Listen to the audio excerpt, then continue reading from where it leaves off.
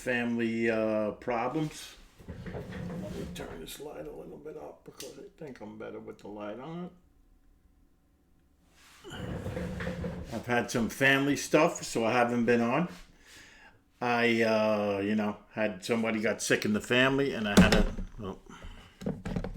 had to show up for those things. So, we always have these things that happen in life that we gotta show up for, and I had to show up for something. So, I'm here. I didn't give up, even though sometimes you wanted just to give up. I didn't, and I'm here to. Since I had a family, a family thing, and somebody was sick, so I had to. So I came up with a subject: acceptance, because sometimes things happen in life.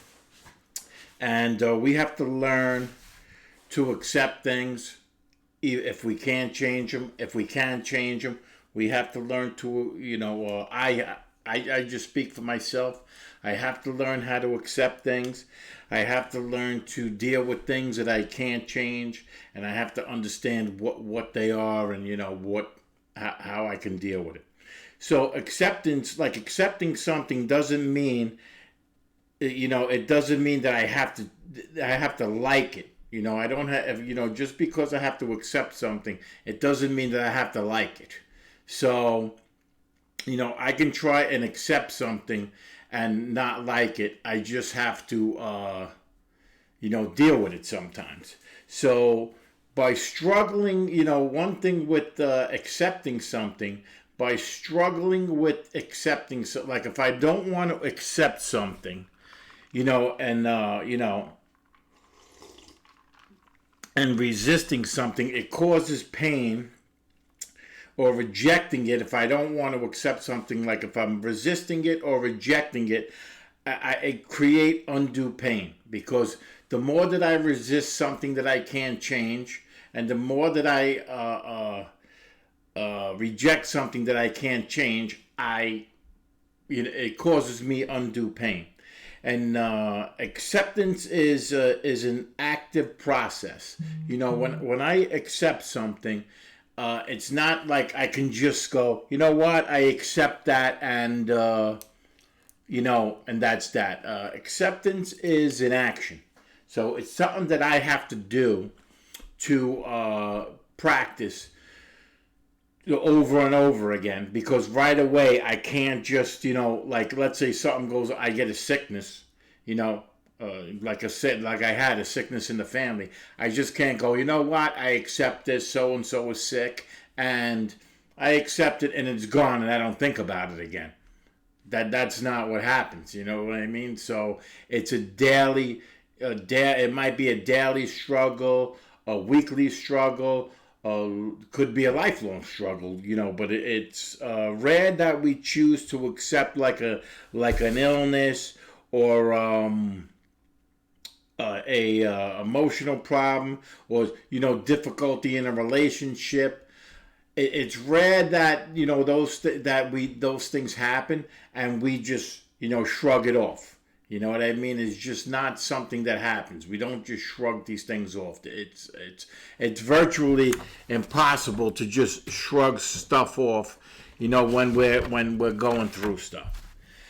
So it requires effort, and sometimes it can be frustrating. You know what I mean? So it takes effort to accept something. It's accepting something is an action. Accepting like if I don't like my job, and I'm not happy at work, and I'm not happy with coworkers, or whatever the situation might be at work, if I resist it and every day think that I might be able to change it, and I can't get rid of somebody, like let's face it, we go to work, we have a job, we work in places that are, like me, I'm in the plumbers union, so everybody is basically, protected there. You just can't get rid of people, because you don't like them. You could remove yourself from the situation, which is something, but what do? Do I always, run. I can't run. If every situation in my life, if I have stuff that goes on in my life, I can't run from it. I have to sit with it, and I have to, fight it out. That's just something that we do. So it requires effort, and it can get frustrating. But the more we practice, so just like we practice anything, if we practice to swing a bat, or I've done martial arts for like a long time in my life, and the first time somebody says throw a side kick, you don't just throw it. You know what I mean? You don't. It just doesn't come out and it's perfect and it's nice. It's something that takes practice. Throwing a punch. If you throw a punch, you don't just naturally throw a punch that's effective. It takes practice. And that is the same thing with accepting things that go on in our lives, because we have emotional problems, we get physical, and it's not just our stuff that might happen to me. Like, it might not be just my physical problem, it might not be my drug problem, it might not be my marriage problem. It can be someone else's that's in my life, and they are talking to me about it, and it might affect me as much as they talk to me about it. So that's something that we have to work out in this life. So just because we accept something, it doesn't mean that we have to change it. And like, if I say, if I decide, like, there's a situation in my life, and I decide that I have to accept that thing, accept it's something that I can't change, or even if I know I can, it might change somewhere down the line, but at the present moment I have to accept it. It's not a sign of giving up. What happens is I'm practicing acceptance with, trying to wait for a change, or wait for something to change, or alongside another action that might make things better. So, like, things like I can, for instance, like, I can accept the way my body looks if I'm overweight, because I am. Definitely 30 pounds overweight at least. But I accept it. It doesn't bother me being 30 pounds overweight. It doesn't bother me, at this time in my life and at this age, especially like, you start to get older, you start to lose your hair, you start to get a little bit out of shape, you start to, not look the same. You start to not feel the same. I don't act the same towards, deal with situations the same.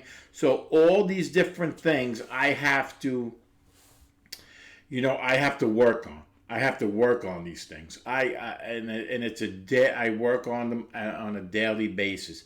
It's not something that I can do, each and every day perfectly. It's just like something that's almost impossible to do, So, but what I can do is I can change the way I react to stuff, and that's a form of acceptance. There's a prayer. It's called the Serenity Prayer, and people that they pray, they say, especially in AA, it's God, grant me the serenity to accept the things I cannot change, the courage to change the things I can, and the wisdom to know the difference. Now, you're asking for serenity. So what happens is, let's say we don't believe in God. Let's say someone doesn't believe in God. They believe in themselves, and they have to learn on their own how to accept something. It isn't like you can't. Just people that believe in God, it's a little simpler when your spiritual side is helping. But if you depend on yourself, you can accept something. You can just practice, every day, just trying to let it go and move on, and not let it be something that can, that takes us over, and, something that we accept is not going to be something that's forever. It doesn't mean like if we accept something, it's not a situation that, it might be something, a period of time that we have to accept something. Like, let's say we have a job that we don't like, but we need to work to pay bills. I mean, let's face it, everybody needs to work to pay bills. We can't just quit our jobs and not have money coming in unless we're rich, or or unless we got enough money in the bank and we planned it out that we want to stay home. But why would we want to do that? So sometimes we would just go to work and wait until we got a new job and then quit. That's something we can do. So it's not something that, if we're in a certain situation at work, but what happens is a lot of things, like when we speak about acceptance, is, let's say we're married, or we have kids, or somebody that has kids. If we're married, there are certain things in someone's personality that we have to accept. I mean, nobody comes with the whole, this is an analogy that I use, nobody comes with the whole pie. No, in this life, we're not allowed, we're not going to have the whole pie. We just can't have the full pie. But if we get 70% of the pie, 75, 80% of the pie, we're doing great. If we can get our lives to be 80% the way we like it and 20% the way we don't, that's great.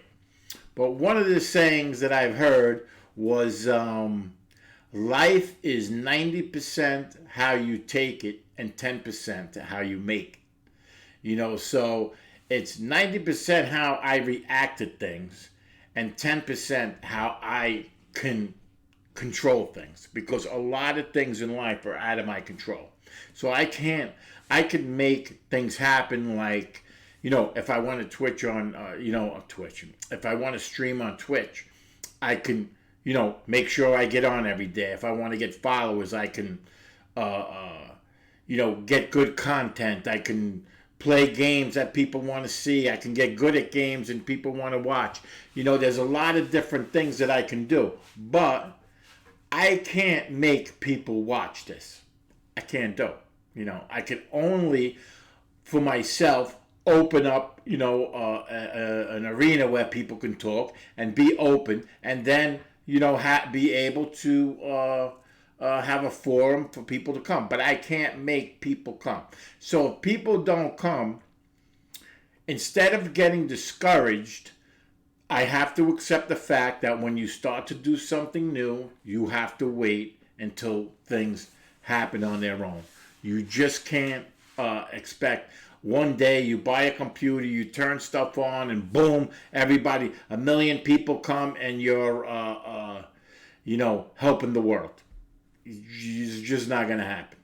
So, but one thing is true is that I don't, it's not going to last forever. I'm going to be able to, in a certain time, I'm going to be able to, if I put the work in, of course, because it's something that I have to do. I have to create action. As long as I put the work in, it'll get better. It might not get better in my time, but it will get better. And my job is to accept the things that I can't change.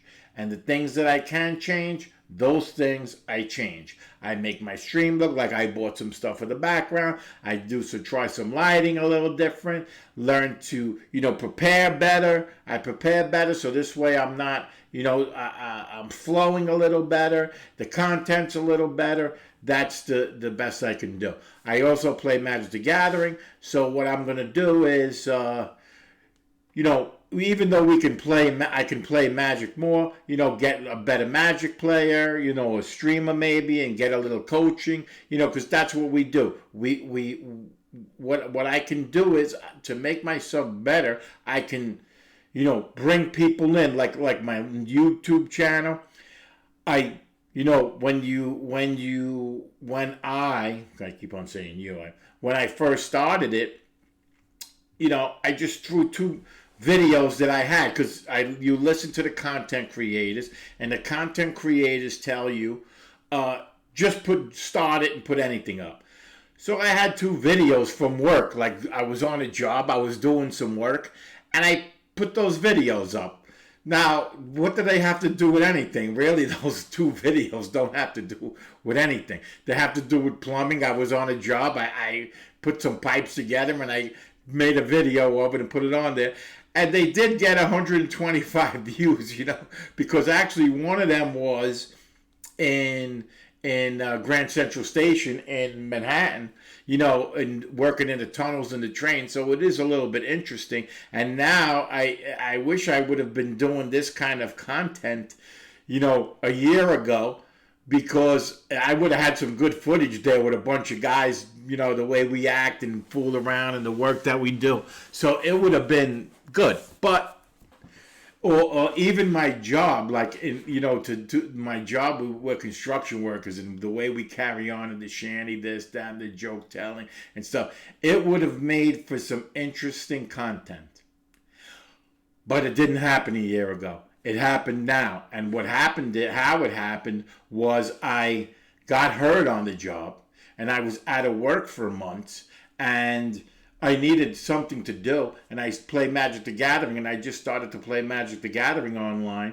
And so what I did was, then little by little, you look on YouTube, you watch videos to get better. You play in Arena, you watch people on YouTube. You want to get a little better playing on Arena. Then all of a sudden, you see people on Twitch. Before you know it, I never heard of Twitch 3 months ago. Now I'm on, and I tell this story every single time I stream, because I'm new at this. So to actually have hours and hours of content and to be able to talk without interacting with people is not easy. So I have to accept, and this is where acceptance comes in. I have to accept the way this works, because this is the way it works. People probably, if I just wanted to play games, if I just wanted to stream Magic the Gathering, I can probably just put on Magic the Gathering and get found and have people see me and grow this channel a little better with that. I could probably do that. But that's not where I feel that I'm being led. Personally, and I guess we'll say spiritually, I don't feel like I'm being led in that way. I feel like I'm being led to do this kind of content. I'm 25. I'm over 30 years clean and sober. So I feel that nobody is doing this kind of content about recovery, talking about drugs and alcohol on Twitch. I haven't seen anyone doing it. I looked for it. I haven't seen anybody talk like this. And I'm not going to say basically I know what you do see, and like some other people talking nonsense, because if people like that, that's fine. People are allowed to be who they are and do what they do. But me, I'm being led to do this. And if it takes, I have to accept that if it's going to take to develop a community a year to get 15 people that will meet up every certain time that I come on, and we can talk about recovery and talk about life, then that's what it is. It is what it is. I have to accept that I can wait it out, and and it doesn't mean that it's going to be forever, that I'm just going to be by myself talking on stream. It doesn't mean that. And so, because, relationships change, jobs change, people, places, and things change. And so accepting a certain situations could only be for a season in our lives. It could only, when we say season, we just say, a week, a month, a year. When we say seasons, we have 4 seasons in the year. So, It could be winter, spring, summer, fall. It could only be like would be like a short amount of time. It doesn't mean that it's going to be forever. Like sometimes people are put in our lives for just a season, and sometimes it can be someone that we really like, and we want to keep them there, but there's nothing that we can do.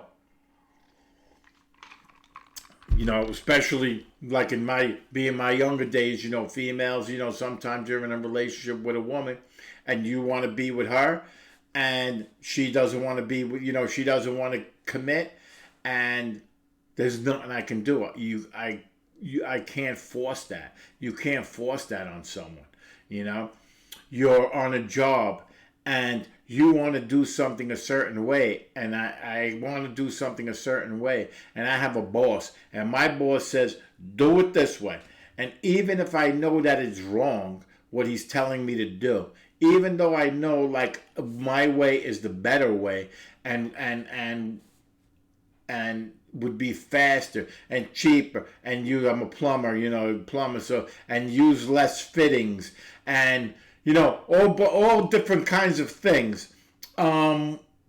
Even though I know that I can do it better, if he says do it this way, I got to do it that way. There's nothing I can do about it. So I have to, and so what happens is the other side of accepting something is resisting it, and if I'm going to resist something, what does that cause me? It causes me stress. It causes me, my serenity to be unbalanced. It just throws me off. So why wouldn't so I have to learn to accept certain things. But one time I was at work, and at the end of the video, once I get towards the end, or once I get a couple of people, if I get somebody to come and watch, I'll tell the story because just to tell it. But the thing about acceptance that's very important is that I have to focus on the present, or I try to focus on the present and keep an open mind and be realistic. You know what I mean? Like if something's going on in my life, I have to be realistic on whether to move it out of my life, whether to keep it in my life, even if I know it's only going to be like a certain season and for a short amount of time. I have to make sure that I know I'm realistic, because like sometimes we might be at a job and when we think things are going to change. Now in New York, let's say you have a city job. Now if you take a test and you get a city job, you're not leaving that job. If you've been there for 5 years, 6 years, and you got a pension started and vacation money, and started your career, you're not leaving that job to go work in the private sector when you got a great job, because you can't deal with people. I wouldn't be able to leave that job. It's different because I don't work in that, but I'm just saying if somebody did, they just can't leave. So they would have to stay there and deal with it. And if we don't learn like acceptance and don't put in our lives, start practicing that in certain situations, it can be every day if someone doesn't want to wake up and go to work.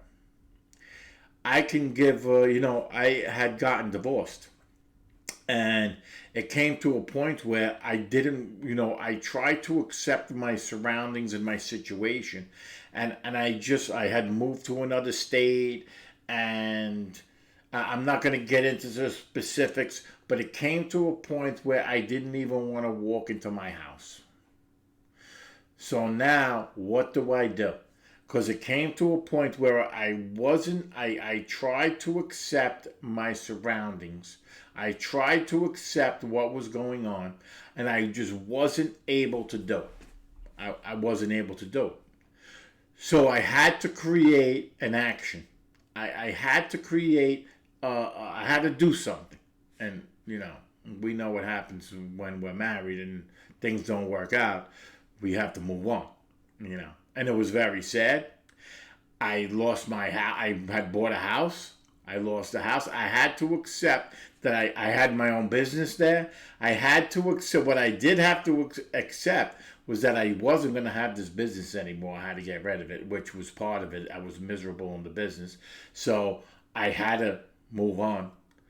I had the house. Everything that, most people ever work for is to own a house and the white picket fence and the whole bit. That's a lot of things that people work for in their lives. And I had to accept that, that I had to accept that that's wasn't going to be for the rest of my life, and that I was going to have to move on. I had to accept that, and there was nothing that I can do about it. What I had to accept was there was nothing that I can do about it. I had to accept a situation that I could not change. I just couldn't change it, and I had to move on. So I had to focus on my future.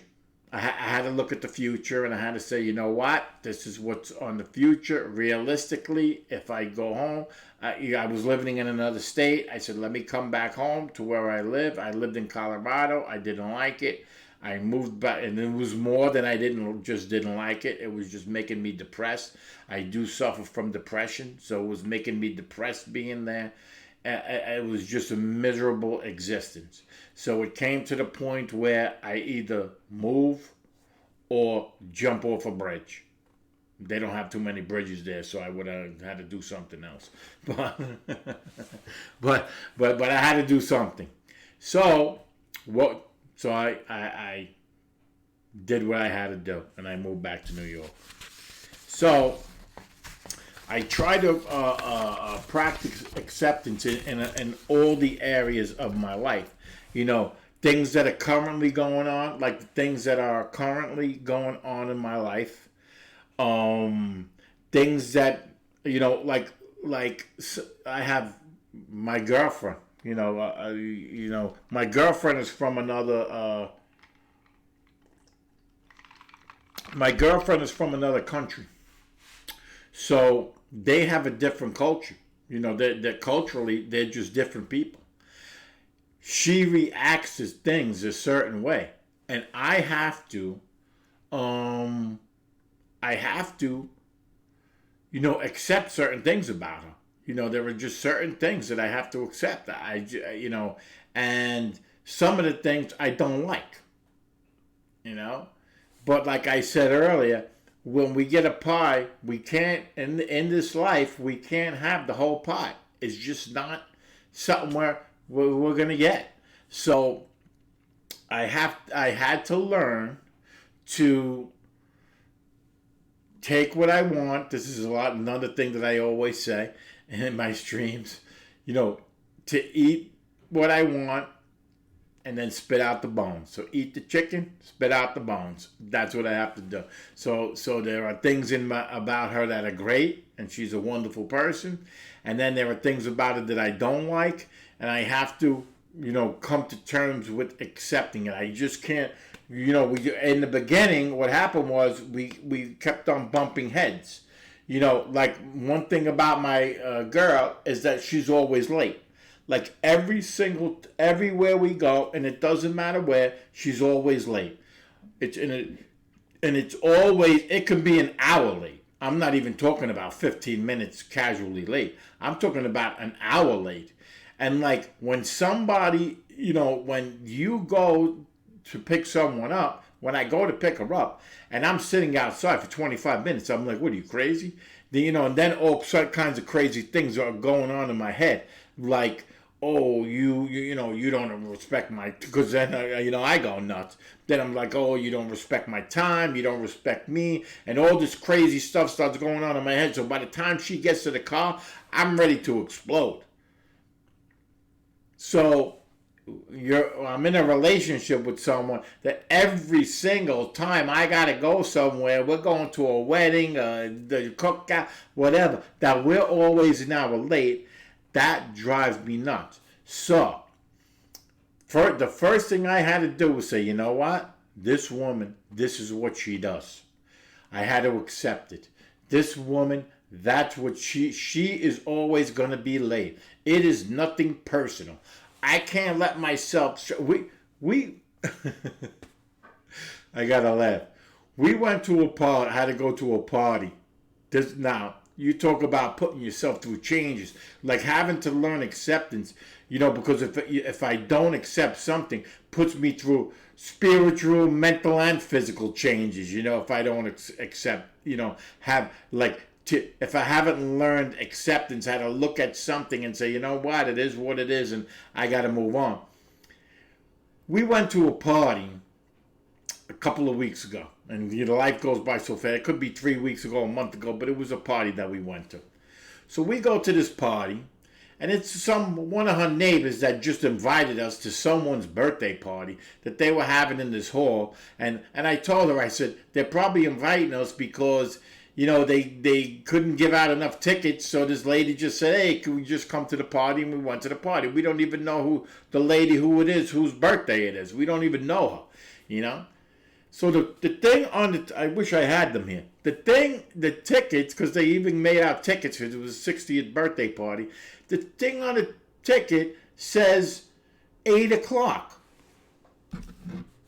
Be there at 8. The party starts at 8 o'clock. That's what it says. So we go to the party.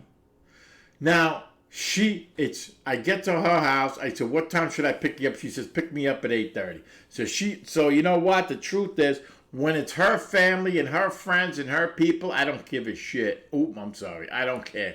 If she's late, well, late.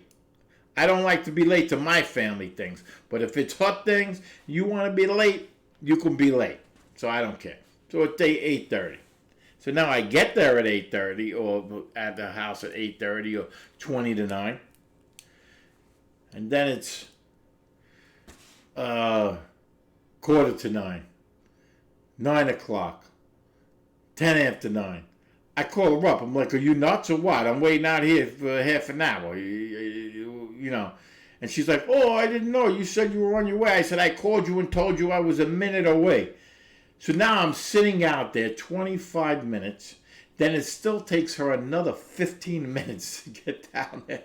So we're talking about 20 after 9. I'm there waiting almost a half an hour. This party's starting at 8:30, 8 o'clock. It says on the ticket. It says on the ticket starts 8 o'clock. By the time we get to this thing, it's like 20 to 10. And nobody is there. So I'm like, what the is this? And we're looking around. I'm figuring the place is going to be like rocking and rolling. It's 20 to 10. People are going to say, where were you? You're late. How come you call? How do you come so late? And nobody's there. So she, goes and speaks to some people that are there. And it's the lady whose birthday it is, that she's decorating the place and getting the place. She goes, oh, people aren't coming until later. Now I look at my girl and I'm like, now can I get mad at her? I can't be mad at her. It's not her party. She didn't start it. She didn't,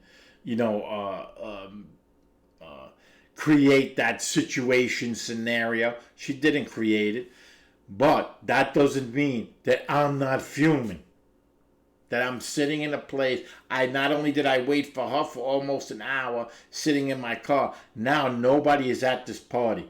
Nobody's offering drinks. Nobody's offering food. There's nobody else to talk to. It's just the two of us. We don't know nobody. I'm like, what is going on here? So long story short, she calls the lady. Oh, I'm sorry. I should have told you to, come later, blah, blah, blah, this and that.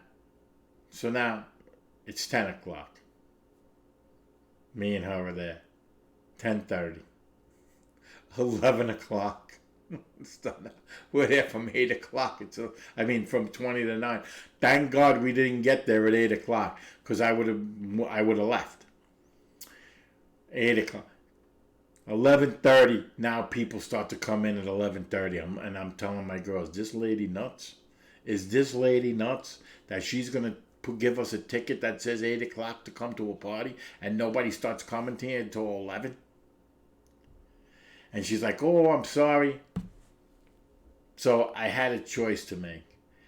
I could accept, being there and just let everything go and just say, okay, from this point on, I'm going to have a good time, or I can have just flipped out and said, let's go, we're leaving. And it's not like I've never done anything like that before, because I have. And I've learned to try to control myself better, and I have. And we were able to stay there, eat food. The food was good, but I don't drink, but my girl drank. She was able to have a few drinks. We were able to have a little bit better over time, and we ended up, long story short, we had a good time, and it was okay, and it was pretty good. But of course, I tell that whole story to say this. If I would have resisted accepting what was going on, and if I would have tried to control everything that was going on, I would have made a mess out of it.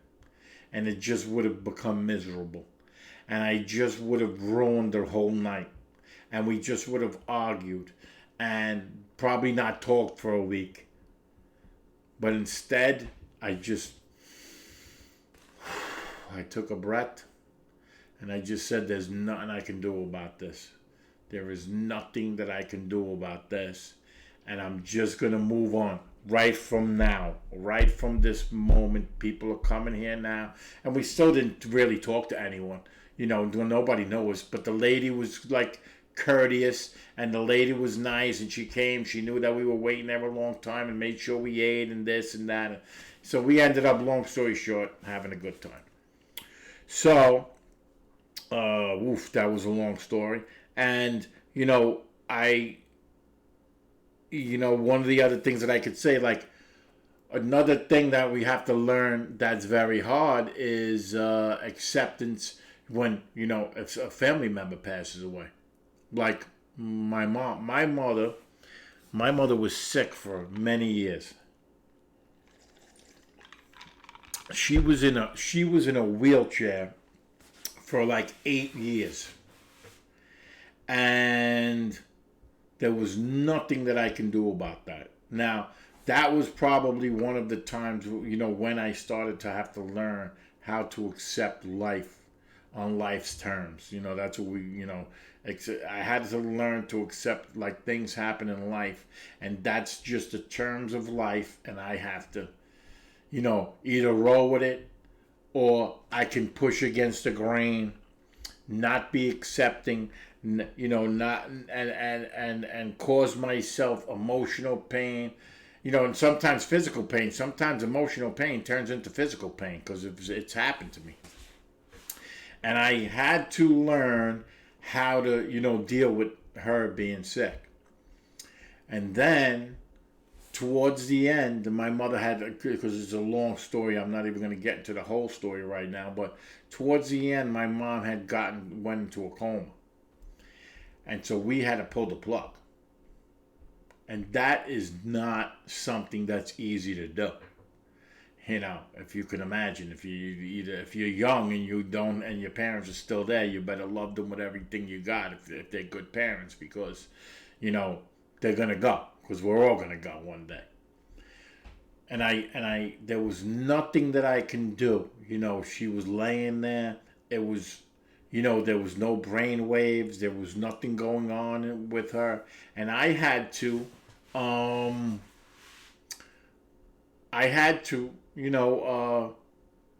accept that situation. There was nothing that I can do. I mean, I was there. I was in that situation.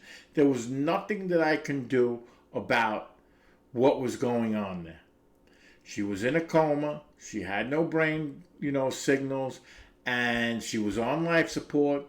I always tell someone, make sure you sign a DNR just in case, because you don't want someone, because that's exactly what happened. She was on life support, and even though her body was totally not functioning, that intubated thing was keeping her alive. And if you take it out, they go. The body dies. And we had to work for 2 weeks, going there every day, seeing her, just that body there with no brain, no nothing. And it was it was more than hard. And then it comes to the time where you're actually fighting with doctors and people to be able to let her go. and that is a tough thing to do. And the day came, we removed the thing, and she passed. And I'm gonna do a stream on. I'm gonna do a stream on like why I believe in God, because something happened when they pulled the plug on my mom that um totally changed my life. So something bad, something terrible that happened, something good came from it. So, and I don't have to agree. I didn't have to agree with the doctors and the things that they did, and we're just wondering what happened and how did this happen and how was she not in a coma one day. But she was still laying in the bed for months and months anyway. So, it was for the best, I think. I don't know. You're never 100% sure, but I accept the outcome. Fortunately, I believe that there's a heaven, and I believe that she's there. So, how has acceptance helped me in the past? I did. Now, this is a good story about something that happened in my life that I had to learn how to accept something that made me angry. But if I didn't learn how to accept it, I would have been months and months losing my mind. So, this is a few years ago, probably 5 years ago, maybe. I'm driving my car. I'm driving, down the street. Like in New York, it's different. A lot of places are different. But in the city, we have like blocks, so they're like squares. And they run from 56th Street to 57th Street, 57th to 58, and then you have an avenue. So basically, they're just square blocks, just squares, running right next to each other. So I'm coming down a one-way street, and, I'm minding my business, driving like I normally drive, and I go through the light, and I'm not going fast. Not a fast driver. And I go through the light, and boom! And I'm like, what the hell was that? Now, something hit my car, but I wasn't sure what it was. So I stop, I get out, and I look on the floor, and there's a bicycle on the floor. And I'm like, oh my God, I hope this ain't a kid. It's about 9 o'clock at night, so it's dark. I said, oh my God, I hope this isn't a kid. So I start to look around. I'm looking around, and I, can't see anyone. And then I look underneath, over also in New York, like the cars are parked on the side. I look, and I see this body is underneath a car. And I look underneath there, and it's this guy. I pull him out from underneath the car, go in my car. I take out like a sweatshirt, put it underneath his head, and this guy is bleeding through his eyes, his mouth, his nose, everything. And I'm like, this guy's going to die. I can't believe it. He just drove into my car. So now the cops come, and I wasn't in the wrong. I was driving down the street. I had a green light. This guy was riding his bicycle on the sidewalk. So when I was coming down the street this way, he was coming across this way. So over there was all parked cars. He was on the sidewalk, so I couldn't see past the cars because he was behind the cars. I had a green light, so he had a red light. So even if he was in the street, he should have stopped, seeing me coming. And then he hit me in behind, so it wasn't even like I can see him. He came from behind me and hit me in the back. I was like, what the heck is going on? So anyway, the police come, ambulance comes, they start working on this guy. What do I do? I'm there, I tell the cop what happened, and I said, I didn't do anything wrong. This guy hit me. He hit me in the back. Fortunately, there was a witness on the street corner, and the guy saw him coming, and the guy was saying to me first, before the police came, he said, I saw him coming. He goes, I was I'm standing here on the corner. He's smoking a cigarette. He goes, I look up. He goes, and I look up and I see you got a green light, and I see you're coming. He goes, and then I turn around. Now he's standing on the sidewalk, and he sees this guy riding his bike on the sidewalk, and he goes, I see him coming, and then I realize this guy's not going to stop. And the man says, I go to put my arm out to like stop him from hitting you. He goes, and he just drove right into you. He never hit the brakes, nothing. He just drove right into you. So, of course, when I picked up the guy, I did smell a little alcohol, so he had to be drinking a little bit. He had no helmet on. He was on the sidewalk. He went through the red light. So, I was 100% in the right. I go to the police officer. The police officer's not getting out of the car. He doesn't want to get out of his car. I said, officer, could you do me a favor and go talk to the witness? I said, this guy, saw the whole thing. I don't have to, he tells me. I said, what do you mean you don't have to? He says, I don't have to. He goes, I could see that what happened. And I see that, you were in the right and that he was on the sidewalk and he was in the wrong. I said, yeah, but could you do me a favor? I got a witness there. Could you just go over and talk to the guy? He goes, I don't need to. So I had to call a friend of mine that was a police officer and have him go to this guy in this car and tell him, go talk to the guy. And he went and took the person's information. He got the information. All cut and dry. You're in the right. I call the insurance company. They say you're in the right. We got the police report. You're in the right. Everybody, I'm in the right. I didn't do anything wrong. We're finished. About 3 weeks later, I come walking out of my house and some guy serves me with papers. They're suing me. So I'm like, well, I'm thinking to myself, well, how am I getting sued? I'm in the right. Everybody tells me I'm in the right. I'm in the right. I'm in the right. Long story short, I call up my insurance company, and my insurance company says, well, from everything that we say, you're in the right. We're not paying. So then they call me back about a week later, and they say he's actually suing for a certain amount of money, and we might have to settle. We might have to settle with him. And I said, yeah. And they go, well, he's going to court, and depending on how much they give him, they said, we're going to have to tether you into the policy, meaning tie me into the policy, because I didn't have enough money in the policy that they might give this guy a certain amount of money, more money than the policy was offering, than my whatever it is, your injury policy. So I'm like, what are you talking about? I didn't do anything wrong. And they said, it doesn't matter. If this guy goes into a courtroom and they pay him, and see him, they're going to give him what he wants because he's never going to work again. He's all messed up. They're going to give him whatever. And if it's $1 million, they figure out, like, if they can prove that you're like 10% wrong, we're in the wrong, even 10%, they're going to give him that 10%. So if that 10%, they're going to give him $1 million, that's $100,000, and whatever your policy doesn't cover, you're paying the rest.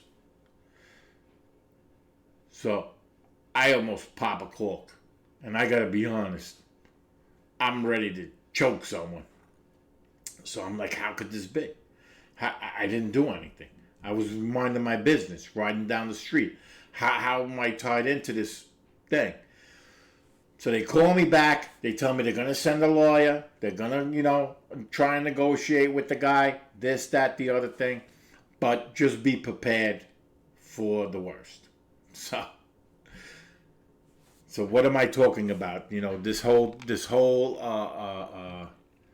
topic was acceptance. So now I asked the lady, how long is this going to take? How much time is this going to take for this to go through? They said anywhere from 4 to 6 months. So this is why I'm telling this story, and the topic is acceptance. So now I have a choice. Can I just accept this situation and turn it over. Now, like I said before, I do believe in God. So do I turn this over to God and say, God, you take care of this? Or do I, you know, like fight it inside and just let it drive me mad for the next 4 to 6 months that I don't know what's gonna happen and that I'm gonna lose my mind. So right there and then I said, you know what, Lord? I said if I gotta be tied to this guy for the rest of my life and he takes my 401k or this and that, if that's what your plan is for me, then I accept it. And but I can't think about this for the next 4 to 6 months, day after day after day. If I think about this for the 4 to 6 months, day after day, I will lose my mind. And I dropped it. And fortunately, that's why when we say, when I said earlier that believing in God is something that helps me, because what happened was I was able to just let that go. I don't know if people that don't believe in God, if they can just let it go like that and turn it over to a power greater than themselves. But I was able to do it. I don't know what people that don't believe can do, but I'm sure they would find their way. So about a month later, I turn it over. About a month later, the insurance company calls me up and they go, well, we got good news. He's taking what the policy is offering him. He's not going for any more money. He's just going to settle out of court and take the money that we're giving him. That was in my policy. So I'm like, great. And I just figured, you know what? I didn't even need to know the circumstances why he just took the money, but I kind of knew that, he was drinking. He was,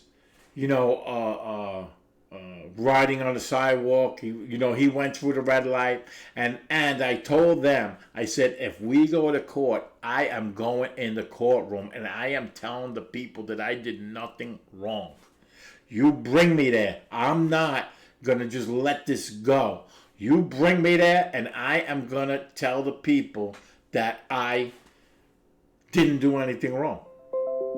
And so it ended up in my favor.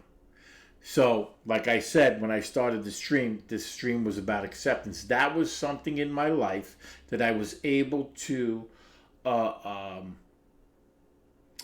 don't know what the word I want to give. I was able to practice acceptance, and it worked for me, because if I would have, fought against that, I would have gone mad. Let's say it would have taken 6 months instead of 1 month, because it was 1 month. Let's say it was 6 months and I was thinking about it, or it kind of creeped back in 4 months, and then I thought about it for 2 months. That would be 2 months, 4 months that I'm going to work, losing because that would have found itself into every single circumstance in my life. It would have found its way into my job. It would have found its way into my relationship. It would have found its way into the way I was feeling physically, spiritually, mentally. It would have drove me nuts. So if I didn't turn that over, I would have been lost. And so that's one reason why I'm grateful that I do have a higher power in my life, because that situation helped me. Other acceptance, other ways that acceptance is good, is something that should be practiced in our lives, is because some of us have a past. Some of us have done some things in our lives that we are not proud of. So, and of course, me being a recovering drug addict and alcoholic, there are things in my life that I am not proud of. And even as in my journey of recovery, I am such an imperfect person. I still made a lot of mistakes over the 30 years I'm clean and sober. I still make mistakes every day in my daily relationships, my job, just decisions that I make. I still make mistakes every single day. and there's nothing that I can do about it. Nothing, certain things, there is nothing that I can do about them. So I have to learn to accept it. And and like I said, the more that we practice certain things, acceptance, because we even say love is in action. It's like when we're with someone, another person, we might, be in lust. If you don't know someone, how do you really love them? Love is a job. Is something that needs to be built on. So it's the same, you just don't say, oh, start telling somebody I love you. Once you start going through circumstances, start going through life, and you guys can like hang in there and hold on for dear life together, that's when you form that bond and you start to love each other. But at first it's just a feeling, and that feeling, goes away quick. I even know somebody that says to someone, oh, newlyweds, people just get married and everything's all beautiful, great, this and that. And then somebody that's married for 20 years says, wait another 10 years, see if you're still saying the same thing. And not that you don't love the person anymore, but those feelings, they go away. So, that's, now, because I did write notes, because there's no possible way that I could remember all my thoughts. I could, like when I have a thought on something, there is no possible way that I could remember everything that goes through my mind. I read a couple of articles, some books, and a pamphlet, stuff like that to develop this little talk that I'm doing. So the alternative to acceptance is resistance. And so if I'm not going to accept something, accept things in my life that I can't change, or if they're going to take some time to change, or whatever the case may be. But if there's something that I need to accept about someone, a job, a person, place, thing that's going on, whatever, if I have to accept it, if I'm resisting causes pain. Resistance causes stress. Resistance causes uncomfortability. And why do I need to add those things into my life? With everything else that goes on, if I don't, teach myself, and I'm going to call it the art of acceptance. You know what I mean? Because it is something that takes work. It is something that has to be cultivated. It is something that we have to start small. I'll tell another story. Like one time I'm on I don't know, this isn't acceptance, but this is just something that happened to me one time that made me realize something in life. One time I'm on the job and I'm working with this kid. Now I'm working with this kid for months and months and months. Maybe years. And so one day we're working together, and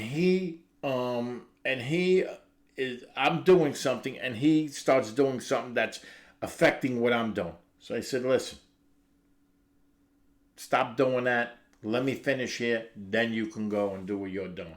And he keeps doing.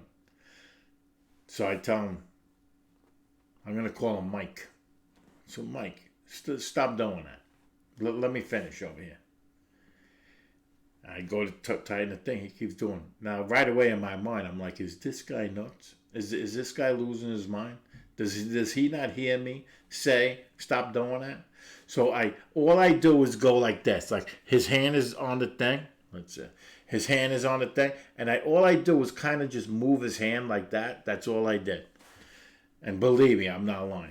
And he jumps up. He goes, how are you going to touch me? What do you think? You could just touch anybody you want, blah, blah, blah, this and that. Man, I exploded. I jumped up. I'm like, touch you?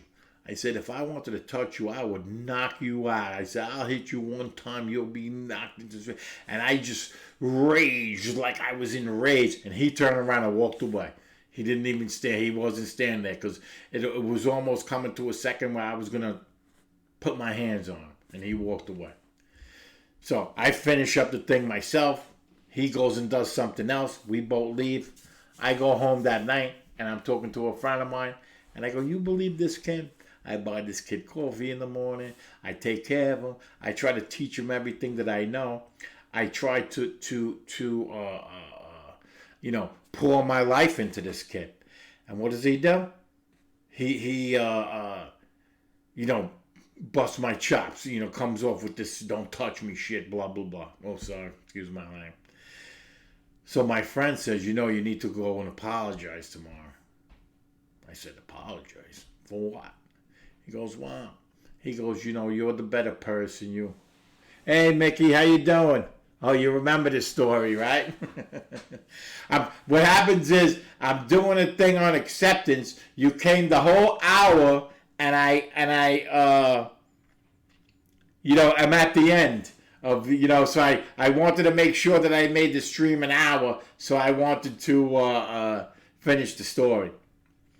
So, because what I want to do is I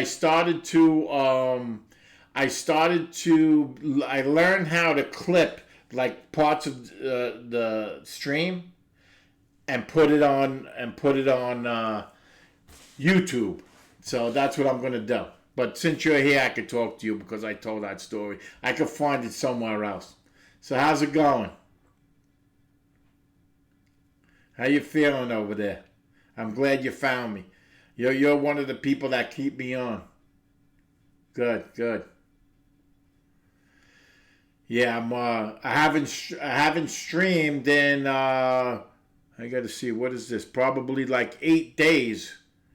I haven't been oh, it's snowy where you are. Okay. So I haven't streamed because a family member got sick. I know you're in Canada. Whatchamacall? It snowed here too, though. No, it wasn't her. It was my girl's son.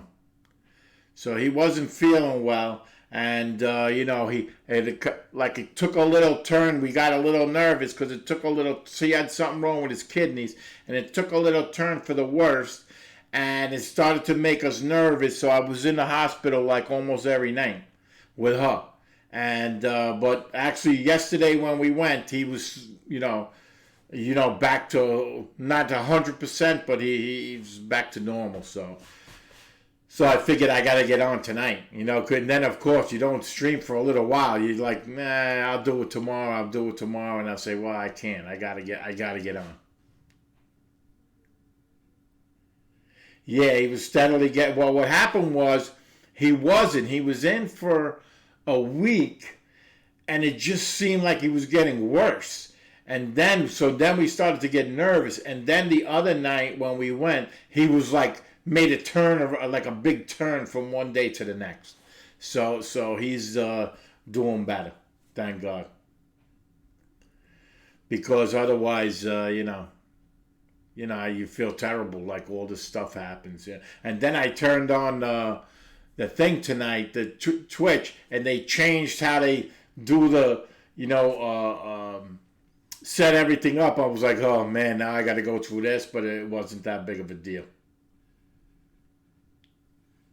And so you got some snow. We got snow actually yesterday and the day before. Not too much, like an inch or so, but sometimes an inch is worse than a ton of snow.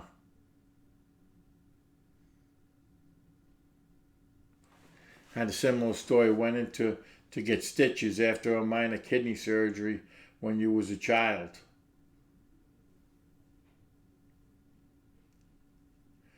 You went in to get stitches after minor kidney surgery.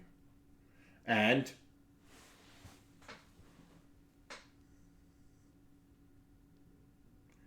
you woke up and had oh my God. Well, you're still in the hospital, I hope, right?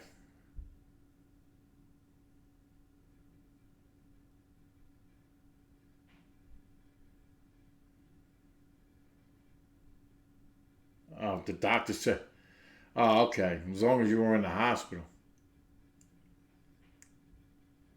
And did 2 hours pass, 3 hours pass, you're still bleeding. Oh.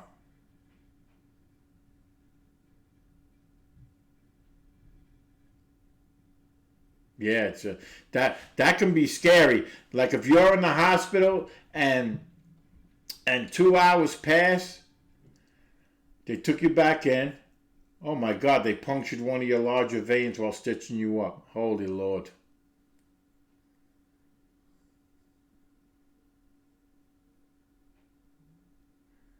Yeah, that can be scary. Let me tell you, you keep seeing yourself bleed, and you're in the hospital, and you're like, wait a second, could somebody help me here? I'm sort of like, it should have been one day. Oh, and you stayed an extra night.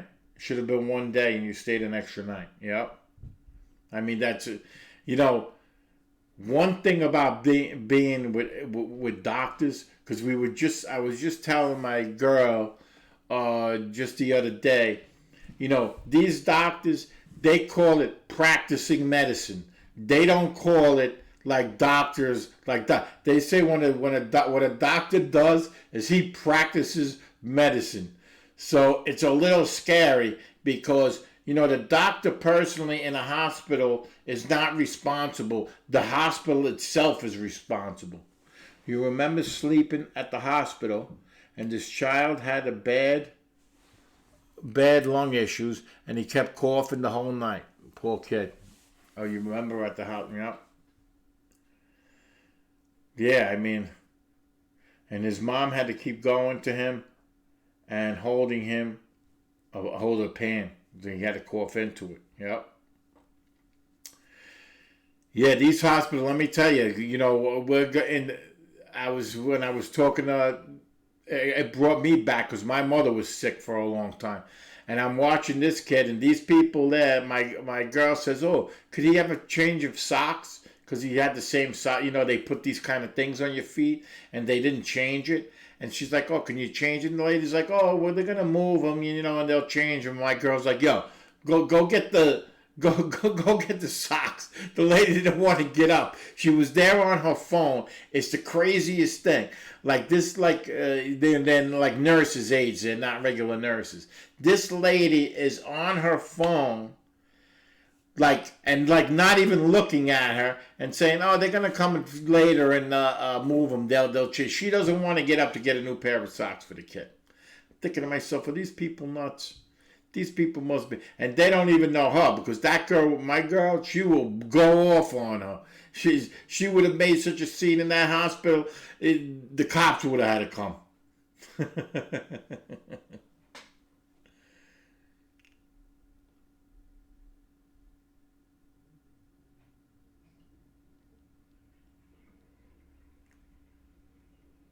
Well, he's okay. She went there today, and he's gonna be there a little while. He's definitely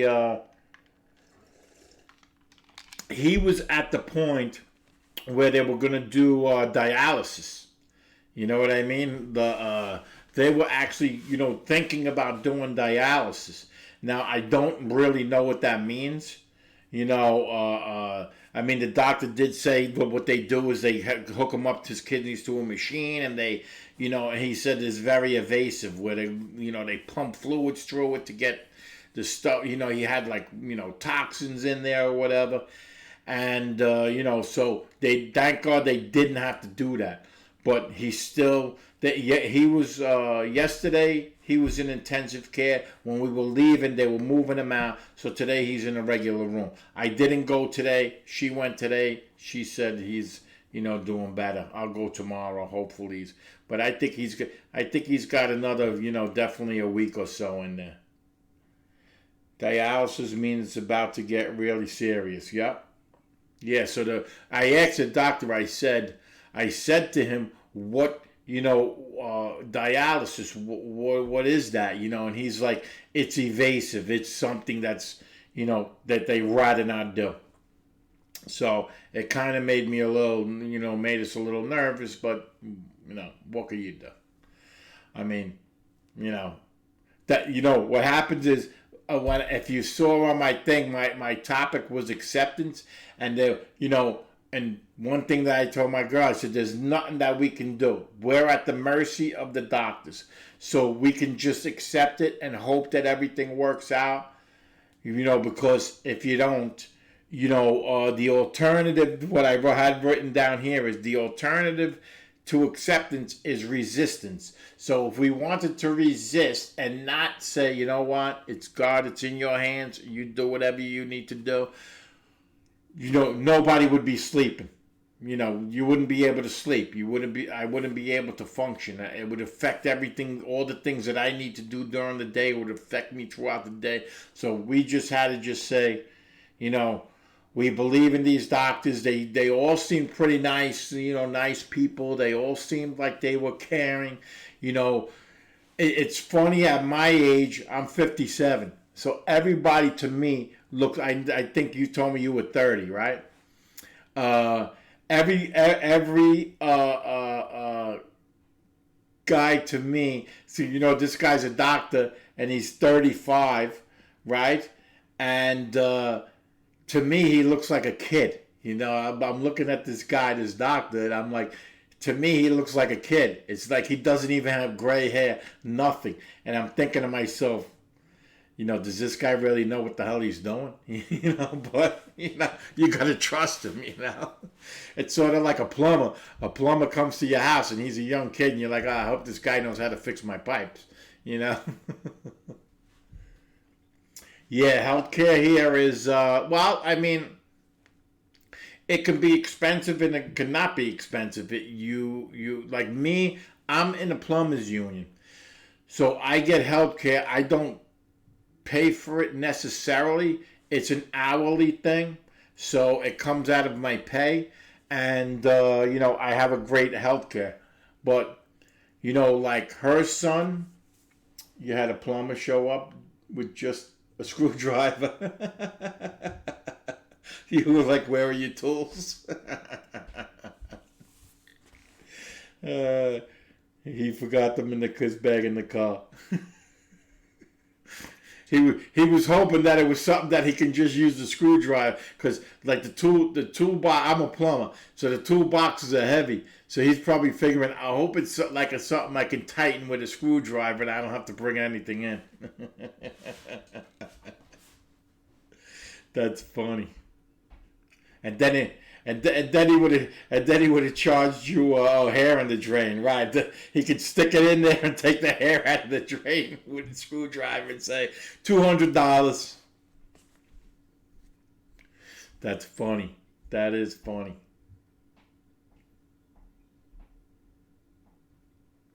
So were you on? Because I know that I saw Pinata on the other day. I stopped by, and I saw that. I don't know if you had friended him, did something with him, but I saw that you kind of like showed up. Oh, okay, you were there. Okay. Oh yeah, right. We did say what's up. Okay. All right. Hey, I'm old. I forget a lot of things. The funny thing is, like, I have good friends, like, for, 40 years we've been friends. So somebody will, like, come up in the street and, nowadays in our neighborhood and say, like, hey, what's up, blah, blah, blah. And we'll be talking to them and I don't even know who this person is. I've never seen them before. And my friend will be talking to them and say, oh, remember when we were doing this? And I'm just smiling, yeah. And they're like, you didn't remember him? I said, I don't even remember ever seeing that guy in my life. And he's like, are you crazy? We used to hang out with that guy. He used to be in this place. I said, I don't remember nothing. I said. So, and how I remember that, because you're one of the first people that, came on my stream, and you do support me. So I wrote down your thing and where you're from and how old you are, so I will always remember you.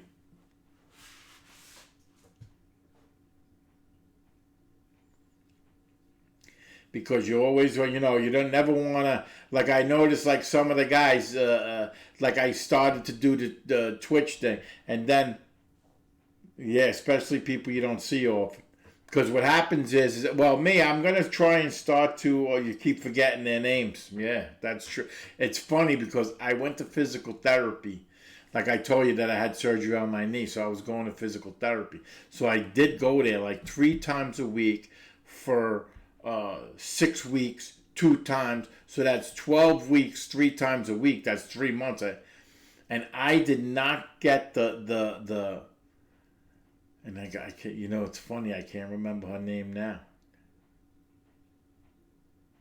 And I knew everybody's name, and I kept saying her name wrong, and she kept correcting me, and I knew that it wasn't that it was making her mad, that I wasn't remembering her name, and I wanted to come and I wanted to come and write her name down, go home and write her name down, and I just didn't, and I should have. But I know it's Daria or something like that. Damara. I better write it down now, right on this paper. Damara. Not that I'm not gonna see her for another another month or so, but Damara. That was funny because I remember like 3 times I said her name and it wasn't the right name, and she was like correcting me, and it was bothering her that I knew everybody's name and I didn't know her. But everybody's name was like Vinny, and everybody's name was like Vinny and Joe. One guy's name was. One kid was a Chinese kid. His name was Zen. So how is it hard to forget Zen? You can't forget Zen. So it was kind of like easy names to remember. But Damara, I just kept on feeling I was calling the Demarius, the Maria, all these names, and she was getting pissed.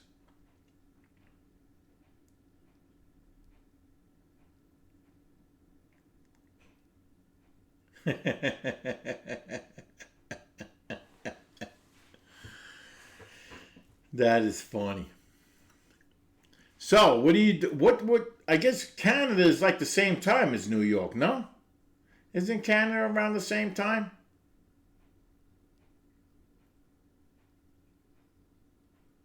Yeah, 10:30, right. So today I was talking about acceptance. Because of my girl's, like her son was sick. I Oh, look, it's funny. I even missed the whole page. Because my girl's son was sick, and she, you know, it's something that you have to accept. You can't, so what I was talking about was when we have stuff in our lives, we have to accept, there's nothing that we can do. The kid was sick. I mean, he's a grown man. He's not a kid. He's, 20, 30 years old, 28, 30, something, one. But we can't change that. The guy's sick. They tell you what's wrong. There's nothing we can do. So I was explaining how acceptance works, because also, like I tell you, I'm clean off of drugs and alcohol for over 30 years. That kind of stuff, when things happen in people's lives, if they don't learn how to accept things, it can trigger them off. And what happens when we don't practice acceptance, because to accept something is an action. So it's something that we have to do, and it's something that has to be practiced. So, in order to, so you don't just somebody doesn't just get sick, like our son just got sick. You don't just say, you know what, it's okay, it don't bother me. You don't go through that. You go through the whole gamut of emotions, but you get to a point where you just say, you know what, there's nothing I can do. I accept this, and whatever the outcome is, there's nothing I can do. I accept the things that I cannot change, and the things that I can. So what we could do is we can just make sure we show up out there every day. We can make sure that they're taking good care of him. We can make sure that his room is clean. We can make sure that the doctors are showing up. But to make him get better, there's nothing we can do. That's just something that we had to accept. So that just, because the alternative is if we don't accept it, then it's just like rubbing sandpaper together. There's nothing, and things just get rough and uncomfortable, and people lose sleep. It starts to affect people in every aspect of their lives. They go to work, and now you got something going on at home, and you start snapping at people at work, this and that. So, she had especially her, because I'm definitely not feeling the same things that she's feeling. She had to, kind of say, hey, whatever happens, happens. So then that made my thoughts. I said, so I got to, I wanted to talk about something. I said, let me do something on acceptance. So, I do a little research, and now I actually got a printer. I mean, I had a printer, but I hooked up a printer. So now I can actually do like a whole, I'll show you because it's just me and you here. I do a whole, come up with these thoughts, and I do a whole like little script on it. I put some thought into it, and then, read a couple of articles, and I actually, you want to laugh, I had this little book. You see that book? And I picked up something, and this book dropped out of it. So then I really knew that I was supposed to talk about this, because I picked up the book, and then it came down, and I remember reading this whole little book. This is more like a spiritual book than an actual. Where I read a couple of articles, and they were more like about with like therapists and psychiatrists and something like people like that, because I don't try to come off, even though I do believe in God, I don't try and come off with that kind of talk. I'd rather just be spread it out for everyone, you know what I mean? Because not everybody is, believes in God. And especially like I go to AA. I go to AA meetings, and, people, not everybody there believes in God. So you can't, force your beliefs on people. And I don't. Everybody's allowed to do what they want.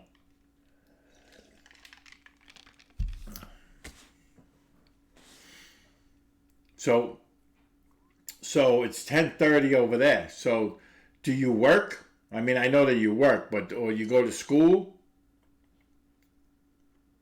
I don't know if you told me.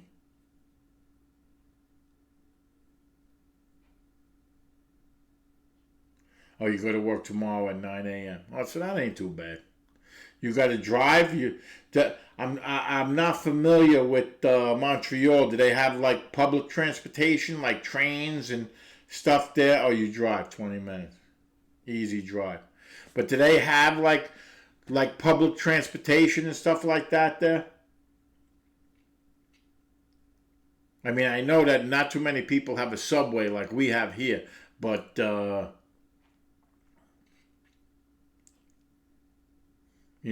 they must have some kind of bus system. But to that place, it would take me like 2 hours. Okay, I got you. Yeah, I tell you the truth. In New York, though, sometimes it's better to take the train than to drive somewhere. Because to drive somewhere might take you 2 hours, and the train might take you an hour.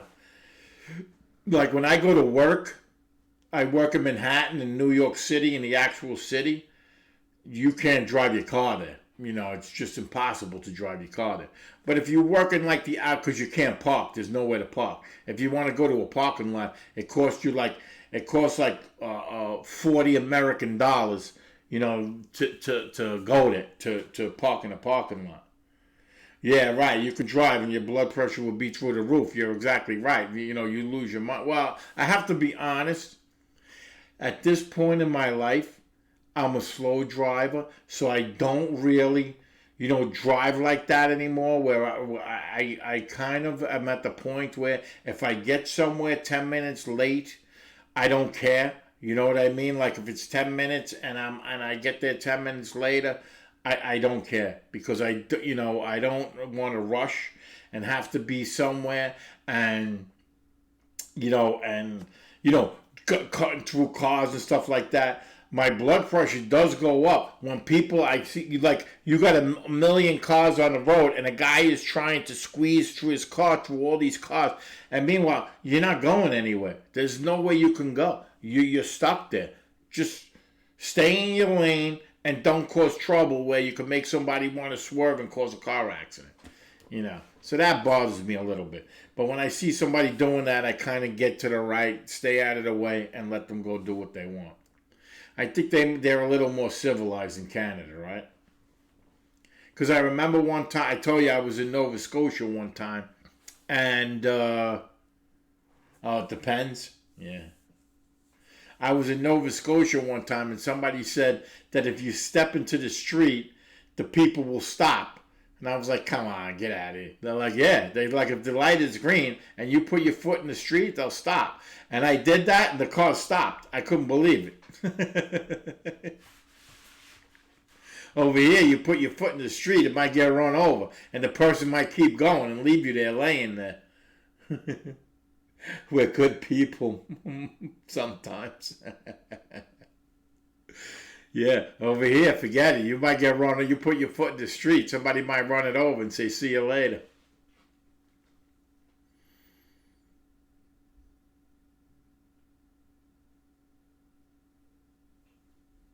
Yeah, so you always go to, but if it happens, right, you got to accept that. That's right.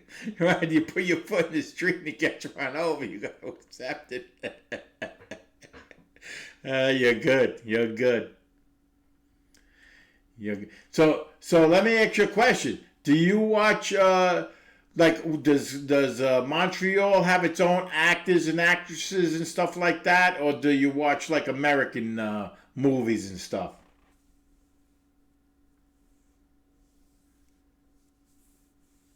Because I watch a lot of American stuff. Because I just started to watch yesterday. You know, oh right, because your stuff is in French. That's right. I forgot that they speak a lot of French in Montreal and in Canada. Right. So I just started yesterday to watch the Robert De Niro's new movie, The Irishman, and I was like, oh my god, I wanted to kick the TV. It was already like a half an hour. I didn't really realize how long the movie was, and I was an hour and a half into it, and I was thinking, when is this movie going to be over? Your father watched it? And I'm like, when is this movie going to be over? And I look at it, it literally took him the whole day, right? 'Cause you can't sit there. And I'm saying to myself, is this movie almost over? And I'm looking at it, and then I press the button, and it's like an hour and a half, and it's still like over an hour and a half. I said, I can't watch this whole stupid movie because really, like, they're telling the story, like they're telling stories about gangsters, in New York City. Um, he's spanning however many years, like 50 years of gangster talk of this guy, this Irishman, whoever this guy is, and you've already seen like every movie. They've made a movie about each and every one of those things. That you're like, okay, so they made a movie about that, and so I think Scorsese took like all his gangster movies and put them into one, try to fit them all into one movie, and then and then he couldn't put it in 2 hours, so he had to make it this big long ordeal. I was like, what the heck is going on here? But they were talking about all these gangsters. I remember those times. See, when you're from here, and especially from New York, I haven't finished it. It was okay so far, but when something goes on that long, it just it takes a little bit away from it. Like the movie Goodfellas, that was a great movie. So, and when you're from here, you remember all these stories. You know people that were involved in these things, especially like in Brooklyn and Manhattan and Queens. You know, all these guys that they make movies about are like people in real life that, you know, like when, you know, when you hear about John Gotti and, you know, and Paul Castellano and all those people getting killed. You know, we remember seen these people around, you know. So Robert De Niro as an actor really doesn't impress me because he's an Italian guy acting like Italians. I mean, I can have that accent. I can do what he does, you know. I just not now because I got a bad memory, but when I was younger and had a good memory and I memorized the lines, I could have done that, acted out those parts.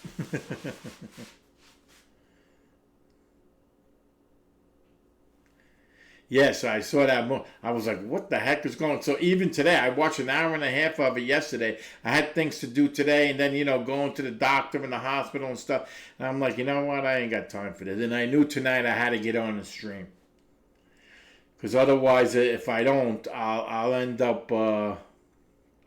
You talking to me? Taxi driver, right?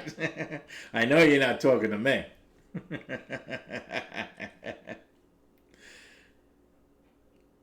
Yeah, that's funny. Yeah, look, well, because when Taxi Driver came out, when that movie came out, that's all everybody ever said. Like me and all my friends. But did you ever see The Bronx Tale? Uh, with Chaz Palminteri and that other kid when they were, you know, So The Bronx Tale is a movie in the Bronx, and it's about Bronx gangsters, you know? But and it's a great movie. You should watch it. So, but in the beginning, the kids, they're, you know, all the mafia guys are like standing on the corner. So in the beginning, the kids are on the corner and they're all making, you know, this guy's making this move and the other guy's doing that move, and the little kids are imitating the adults. And I remember doing that when I was a kid because we had a club that the mafia guys had. They had this little storefront, just like those guys. Those guys were in a bar, but these guys had a little storefront. They played card games, played poker 24 hours a day, 7 days a week. Gambling was illegal, and nobody ever bothered them. And they whatever else they did out of that place, you know. They probably didn't sell drugs, but they probably lent money, all the things that gangsters do. And I remember this one guy, Carmine, and every time he saw us on the corner, he would walk by and see us. We were little kids. He says, "Hey, what's doing? Oi, what's doing? What are you kids doing? Hey." And when he would walk away, we would all to each other go, "Hey, what's doing? What's doing?" And then there was this other guy, and his nickname was Tony Bang Bang. And every time he would see us, he would go, "Hey, bang, bang, bang," like make believe he was shooting us. But meanwhile, they call him Tony Bang Bang because, you know, he used to do things to people, you know. And then he would walk by, and after he walked by, we'd just look at each other and go, "Hey, bang, bang, bang." Meanwhile, we didn't even know what we were doing. We were little kids. So we used to emulate these old guys. So when they came out with the Bronx Tale, we were doing that. I remember, you know, emulating the guys that were on our corner. So I said, you know, these guys, they're Italian guys playing Italian. What's so hard about that? It's when you're playing somebody that you can't, you know, you can't emulate, like when that what's his name, because Joe Pesci and you know, what is he always plays a gangster. All these guys are Italians, they play gangsters. Meanwhile, all of them are like 5'2", and they probably couldn't hurt a fly, but they all play tough guys. It's the funniest thing. Like, Joe Pesci is probably 5'3", and who's he gonna do something to? But meanwhile, in all the gangster movies that he's in, he acts like a tough guy. I mean, it's the craziest thing I ever saw. Little him and De Niro, the both of them. You know, like in my time, Joe Pesci, I had to control himself so much in Home Alone because he was so used to swearing. I know, right? Yeah, because it every see now when he does a movie like that, that's when you like see some acting, maybe some acting chops, But when those guys are playing Italians and gangsters, I mean, anybody in Brooklyn, where I'm from, we could all do that. We could always say, hey, what's doing? Like the Godfather, I'd make him an offer he can't refuse. Who can't do that? You know what I mean? Anybody can do that. That's easy to do. But to like Johnny Depp when he plays those, like the sword guys. What is that movie that he plays in? And he is the pirate. Now that's hard to do. To play a pirate, because how do you play pirates? Who's a pirate? Pirates of the Caribbean, right? How do you play that? So you got to make that up. You got to make that character up in your head, and you got to, you got to make something up. But Italians, I mean, let's face it. You come to my neighborhood over here in Brooklyn. You walk down the street. There's 100 guys like that talking. Hey, what's doing? Hey, what's going on? This and that. Well, one time I'm in a pizzeria, and pizzeria, they sell pizza. Yeah. In case you don't have pizza in Canada, I'm sure you do. But I'm in a pizzeria, and this guy is talking to the guy behind the counter, and he says, "Hey," he goes, "You want to give me a slice and a small Coke?" And the guy behind the counter says back to him, "Hey, what do you want? A slice and a small Coke?" And then the other guy says, "What are you, a wise guy?" I almost died laughing. I almost I wanted to crack up in front of both of them, but I knew that the guy was already mad, and I didn't want to. We're on the same side of the counter. I didn't want to get into any trouble. He said it like that. He said, "Hey," he goes, "Give me a slice and a small Coke." And the guy behind the counter says back to him, "What do you want? A slice and a small Coke?" They're all over. Like nowadays, it's not so much. But when I was young, that's why I asked you like the Bronx Tale, if you ever saw Bronx Tale, because the Bronx Tale, that's how it was like. I mean, all the neighborhoods were just like that. You had your little mafia guys around, and all people wheeling and dealing and doing their thing. And if you saw Goodfellas, like in the beginning when you saw Henry Hill when he was a kid, and the guys were telling him, "Go get me this," that's what they would do. They would come to us. We were like little kids on the street corner, like 10 years old. "Hey, go get me a pack of cigarettes. Hey, go to the store and buy me this. Go grab me this. Go grab me that." And then before you knew it, they would be like, "Hey, take this little bag. Go bring this bag over to so-and-so." And you didn't open up the bag, but you brought the bag down 2 blocks. You dropped it over at somebody's house, and then you came back. You bring the guy the bag. "Yeah, I brought him the bag." He's like, "Yeah, here's $5. They give you $5. So we used to hang around there waiting for them to do something, waiting for them to send us somewhere to do something. So in the beginning of Goodfellas, the guy was Henry Hill was saying, "Oh, those were the glorious times when nobody bothered them and this and that." And that was, and I remember those times where in my neighborhood they had like social clubs, and those guys would just have actually play cards, have card games 24 hours a day, 7 days a week. They're playing poker, like poker in the casino. It was like a casino with chips and stuff like that. In New York, gambling is illegal, and nobody said no. Nobody said no. Just let them, every 3 months, 4 months, they would go and kind of like to make a show, would arrest a couple of people there, and then the next day they will be back doing what they wanted to do. Crazy. Crazy times. And then you saw at the end of Goodfellas when he says, did you ever see Goodfellas? Because you had to see Goodfellas. I mean, I know you didn't see a Bronx Tale, but you had to see Goodfellas. I mean, everybody saw Goodfellas. You haven't seen Goodfellas? Oh my God. I can't believe it. You got to watch those movies. You have to, those classic gangster movies. You have to watch Goodfellas. And you have to watch A Bronx Tale. You gotta watch those 2 movies, because those two movies are the closest thing, like being from New York, are the closest thing to the real thing. Like The Godfather, you know, was kind of a little, elaborate. You know what I mean? With all the money they had and billionaires. These guys didn't have. These guys had a lot of money, maybe millions, but they weren't billionaires and didn't open up these huge companies and this and that. It wasn't like that. They didn't have that kind of money. I mean, and to be honest with you, most of them were broke. Because most of them were like gamblers, and you know what I mean. I'm sure you heard of John Gotti.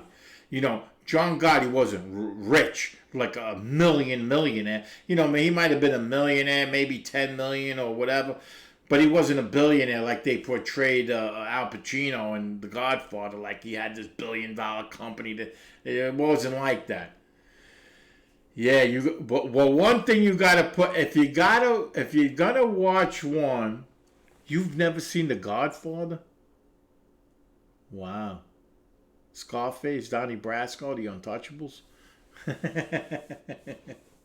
Boy, you have a whole like month to watch some great movie. Like since you haven't seen those movies, it's sort of like, when, like, here you got cable, right? So I have cable over here. And, like, after a while that you have cable, you've already seen everything. There's nothing to watch anymore. So that's what I'm saying. Like, I started to watch The Irishman after an hour and a half. I'm like, are these people nuts with this movie? An hour and a half, I'm watching this as a bunch of bull. It's just, it's not like anything new, But you have to watch Goodfellas. Is if you don't watch The Godfather, it's not that big of a deal, because it's a little elaborate.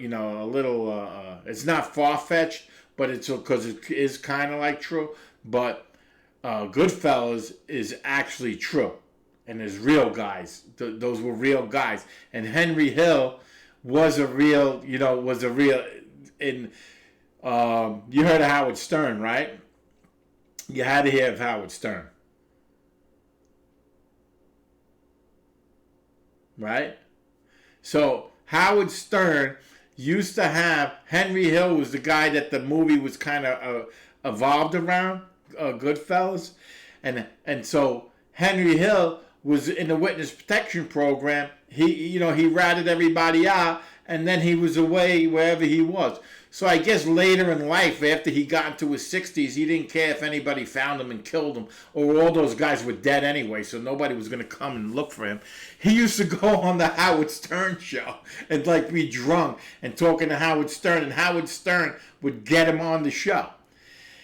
And so one of the times, Henry Hill was on the show, and in the movie, they showed them killing someone. So they killed this guy in the movie, right?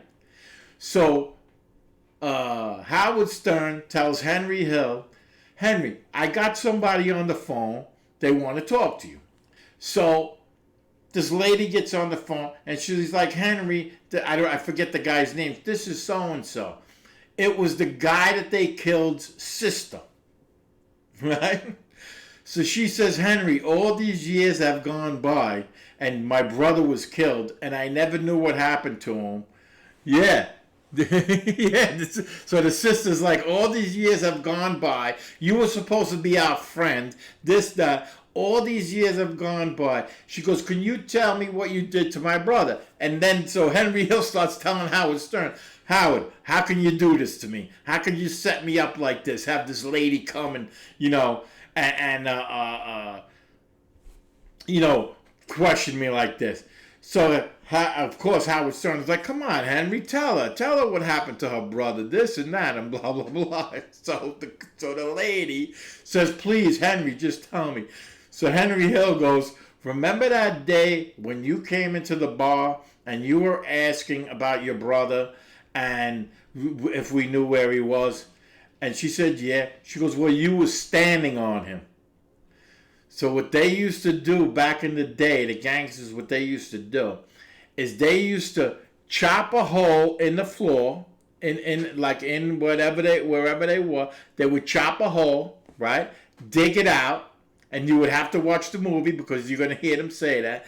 They would dig the hole, throw the body in the hole in the basement, and then cover it up and put lime so the body would disintegrate. Then put the dirt back in and put concrete over and bury the body right in the same place in the basement, in the ground, in the place where the guy had the... So she came in, they buried him in the place. He goes, you know where he was? You were standing on him. So you have to watch. So it was funny because after watching the movie and then hearing Henry Hill telling her that, and they were arguing about what they were going to do with the body, and then they tell her that, I was like, oh my God, this lady's probably like, because they're going to probably go now and dig that body up because nobody knows. Like now they know where the body is. They're probably going to go to that place now with the police and bury it and dig up that body. You got to watch Goodfellas. Oh, man. Tomorrow you got to watch Goodfellas. And then the next time I talk to you, you're going to tell me that was one of the greatest movies I ever saw in my life.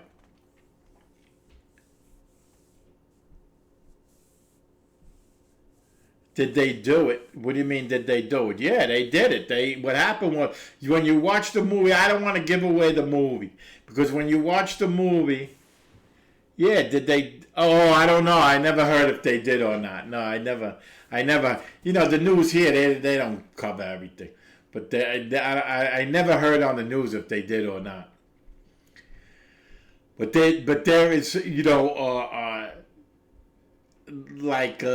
the movie, they talk about that. They show like how they got rid of bodies, they killed people, this, that, and and it's true because we used to know guys.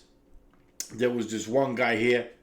Normally I wouldn't talk about this, but like in the neighborhoods because you never know who you're talking to, and on Twitch, none of these guys would ever be on Twitch, so I don't would ever be listening to anything that I'm saying here.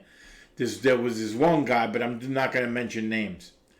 And he had killed like 6 people. And he buried all 6 people in his basement.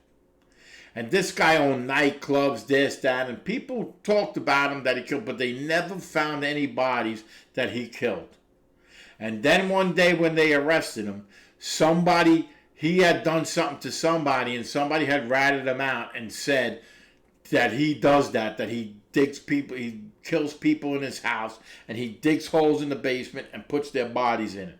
Well, they went to this guy's house and dug up 6 bodies in his house. So every day, this guy lived in this house, and he had 6 dead bodies in the basement, and he didn't care. And that's what makes guys like that dangerous. They don't have to be big. They don't have to have huge muscles. They don't have to. Just that they don't care.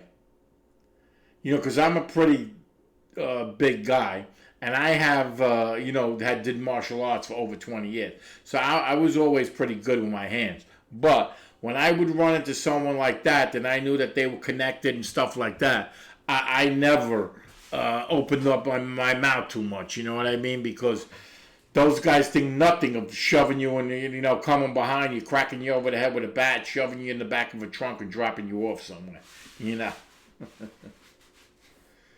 So I don't know how we got here from spiritual talking about acceptance to talking about gangsters, but it's cool. I'm with it, however we go. Don't say too much.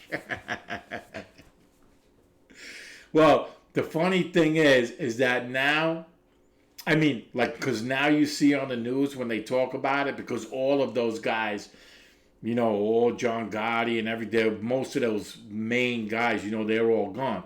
So, and they don't have the control that they used to have, but there are still things that they do, like any kind of gangster people that don't want to work. They find ways to make money illegally, whether it's gambling, prostitution, whatever they do.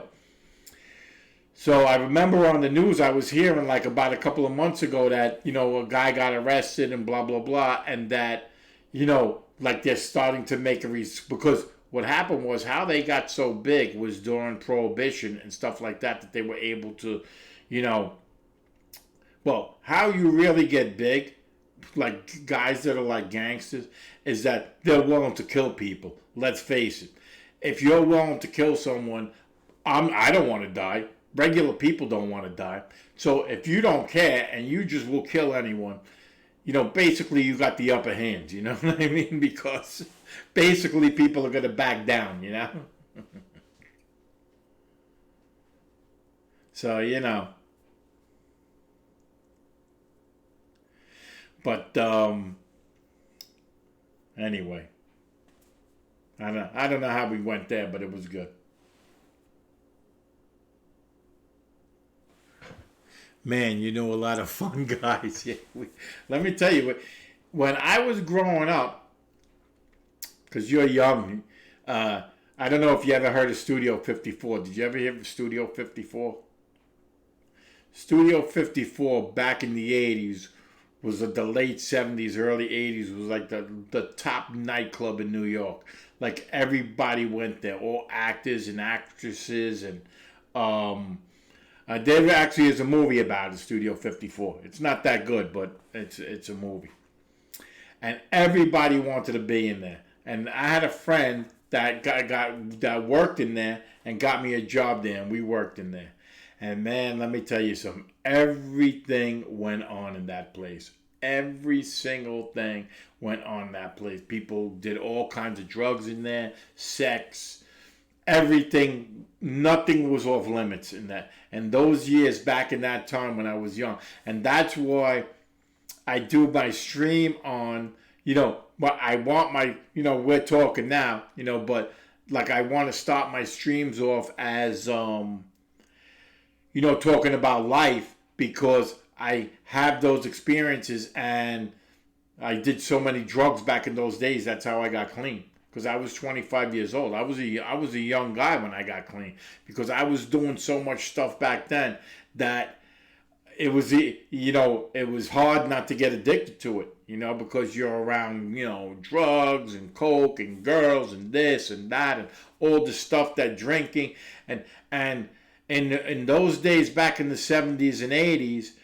you can go to a nightclub and, you know, like go out, and nowadays they say New York is the city that never sleeps, kind of like, you know, New York dozes off a little bit nowadays, you know what I mean? It's kind of like not this, you know, it kind of does doze off here and there. But when I was young, New York never slept. It was 24/7 movement.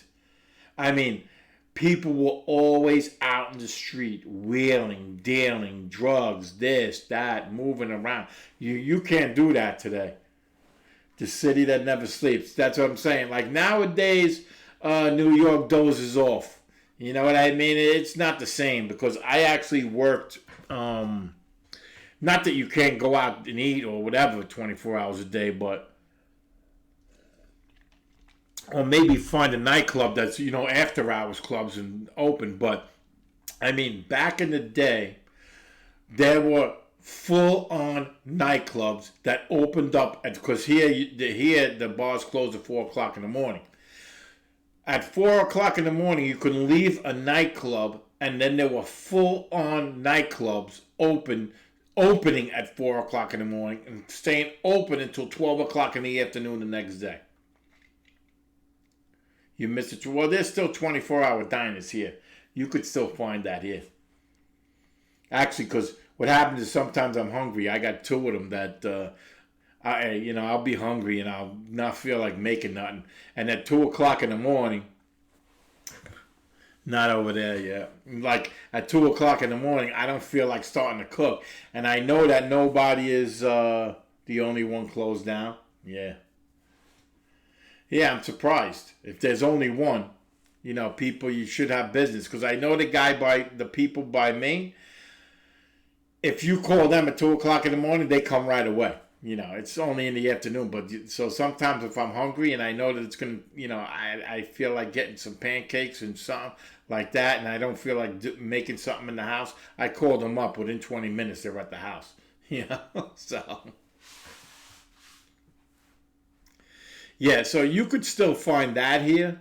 You could still find, action, but not like back in the day. Like when I tell the younger people, like the stuff that used to, like in New York City back in the early '80s, middle '80s, in the '80s, before Giuliani became the mayor and got rid of everybody. There used to be like prostitutes in the street, like 20 or 30 prostitutes, and they were dressed in bras and panties and high heels, and they would just walk in the street all night long, like nothing, and nobody bothered them. This is like the early '80s, and nobody bothered them. They just did what they wanted to do, and it was crazy times back then. And like I said, like nightclubs were open, and it was just a constant flow of people, movement. It was always moving back then. But nowadays, it's not the same. They don't have like, I mean, I have to be honest, I'm 57, so I'm not really in the nightclub scene, so I don't really know. But usually you would see it or know people, or like the younger people. I work on a job site, on plumber, construction workers, so young guys, they go out to nightclubs, this and that, and they tell me they're home by 2 o'clock. So that wasn't how we did it. Me and my friends didn't do that back in the day. Once we started going, we were out until the next morning. We walked out of nightclubs, it was daylight. And that's why I ended up having to get clean. Because my close friends, like one of my buddies that I used to run with all the time, I tell you that like I was into martial arts for over 20 years. Well, we were both training doing martial arts at the same time. And he had, right now he's an 8th degree black belt. He had stuck with the martial arts. So he kind of like tapered off of the partying scene and didn't do it no more and got away from doing the drugs and stuff like that. He didn't do it no more. Me, I kept doing it. So then, it turned on me. After a while, it started to take over my life. So, How you doing? Big Pee-Pee Gang. Wow, that is some name there. Did you make that up on your own? Am I in Japan? Why would I be in Japan? Because of the stuff behind me? No, I actually do martial arts, and you made that up on your own, all right. I'm actually did martial arts, so that's my little decoration there. I'm from. Do I sound like I'm speaking Japanese or look Japanese or? You took one Aikido class? All right, that's good. That's good. Hey Mick, did you ever take any karate, Mick? Nah. It was kind of lame. Yeah, let me tell you, Aikido is key. Oh, thanks for the follow, by the way, Big Pee-Pee Gang. Thanks for the follow. Yeah, it's about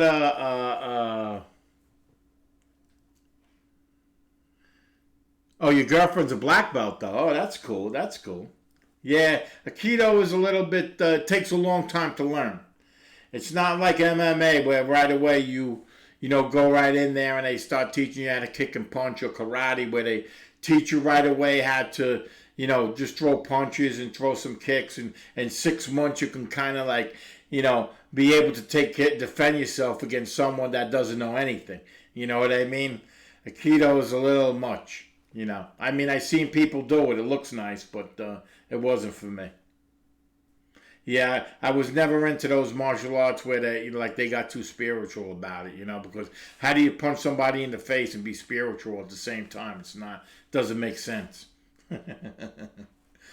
Like I did kung fu one time with a guy, and he was into the Zen and the whole Zen aura, and then we would go out the street, and he would, didn't like what somebody did and beat them up. I'm like, I don't know if these two things go together. You know what I mean? I don't know how you do both at the same time. I wasn't too sure, so I didn't want to mix it up. Wow, so Mick, you got a black belt for a girlfriend. That's good. That's good. Not everybody gets a black belt. You see, I got mine hanging behind me. Not everyone gets those. They're hard to get. Especially, in certain styles. They don't just give them away. And so nowadays, like especially in New York, it's like a business now. There's like schools like all over the place. Like back in the day when I was coming up, there wasn't like a lot of karate schools and martial arts schools. Oh, 6 years. Yeah, it takes 6 years. Sure. Yeah. That's a real black belt. Like when it takes you like 4, 5, 6 years to get it, that's a real black belt. Nowadays, you see these kids. Like I walk by like a storefront. I had a friend who was a yellow belt. Pretty badass dude. Listen, to get a yellow belt, it takes like 6 months to get a yellow belt. So if you're throwing punches and kicks for 6 months, just throwing a left, right, hook, uppercut, a couple of different kicks, really that's all you need to know. Against someone that doesn't know anything, if you can get a couple of shots off first, most of the time you're winning. I did security in nightclubs for like about 5 or 6 years of my life. I was in between, didn't know what I wanted to do with my life. So I said, well, I did this martial arts. I might as well make it pay for me. But I was a lot younger. I wasn't a fat old man like I am now. I was in my 30s, middle 30s. I was pretty, in shape. And, man, let me tell you, there are so many people that don't even know how to fight. Most people have zero training, so even 1 month of training and you're miles ahead of most of them. It is true. It's true. Maybe a little more than a month, but you're along the right track. Because guys, they're in a nightclub, they're drinking, they're this, they're that. Now somebody just stands there, puts their hands up. Basically, even if you're afraid and you have your hands up, you're not getting hit. You know what I mean? So you're ahead of the game. Yeah. That's why whenever I have, at work, I work construction, so everybody, wants to be rough. Nobody can just be just a regular guy. Everybody wants to be, known as a tough guy, So then as soon as I say, how it comes up in conversation, that I, trained, I fought in a lot of tournaments around and stuff like that, so people know me. I've been in the same union for 30-something years, so everybody knows me. So guys oh. So now, you want to challenge me now? Guys are I'm 57 years old. I haven't trained in 10 years since I'm 47. I haven't done anything.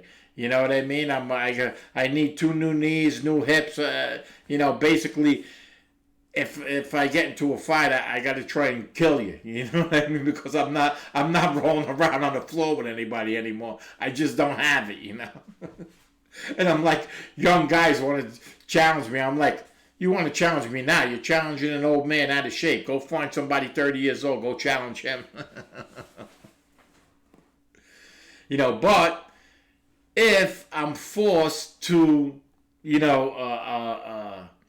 if you back me into a corner, I can probably get out if you don't know anything. If you're not a professional fighter, I can probably, get out.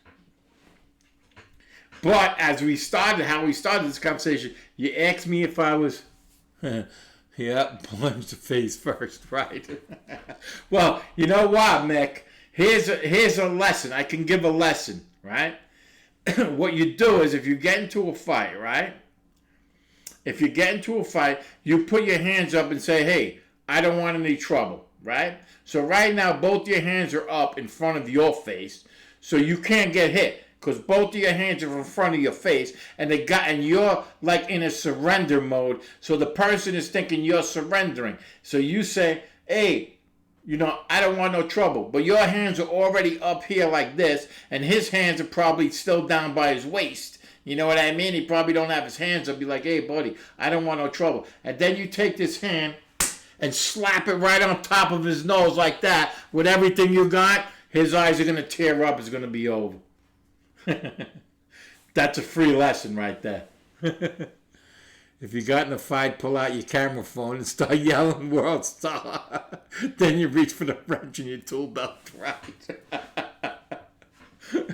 Well, the funny thing is with the phone, you want to laugh with the phone? One time I'm in Manhattan and I get into a little thing with a guy in a car. And he cuts me off and I almost like go on the sidewalk, right? So I'm pissed. I'm like, is this guy out of his mind? So I pull up behind him. I get out of my car to just go up to him, to his car, and say, what are you, effing stupid? Just to yell at him. When I get up to the window, this guy's got his phone out already, and he's already like taping me like, what? You gonna hit me? You gonna hit me? He's already filming me already to make sure that in case I do something to him, he's got me on camera. I said, what does this world come to? Nobody wants to fight fair anymore. All right, you know what I got, Mick, in my car? I carry a baseball bat, a glove, and a softball. Oh, you got a camera in your car? And I never play softball or baseball or anything. But I got the bat there. But I have the bat just in case I need it. And if you get arrested and people say, oh, you got a baseball bat in your car? You say, well, I was going to play softball. I got the ball, the bat, the glove. I got everything in the car. So they can't say that, you're just carrying the bat for trouble. You got to know how to get out of these things. You know what I mean? You got a camera in your car. Well, and it stays on all the time?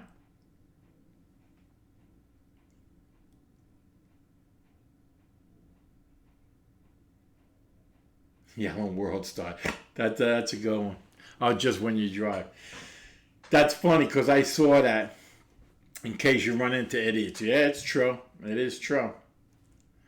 But that's funny that because I being on the internet and stuff like that, you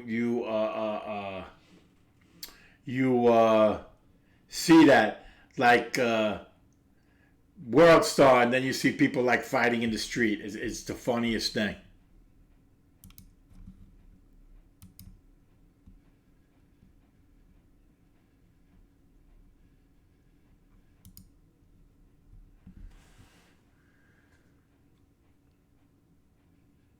Oh yeah, yeah. I got you, Mick. I got you. Yeah, I got you.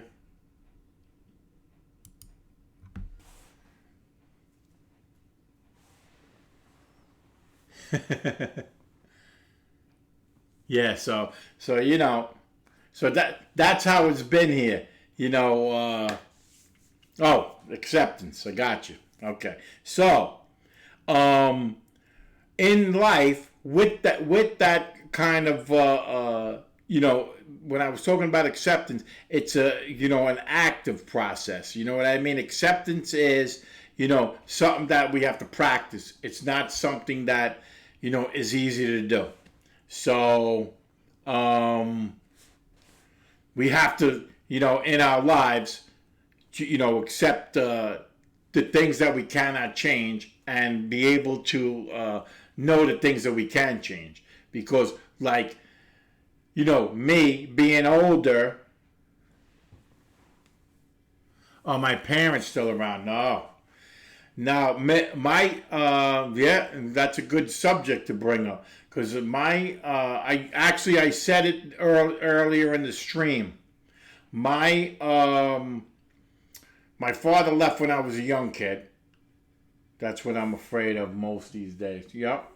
Yeah, I mean, I said that in the begin, like in the middle of the stream, that I spoke about my mom and how she was sick in the hospital and how my mom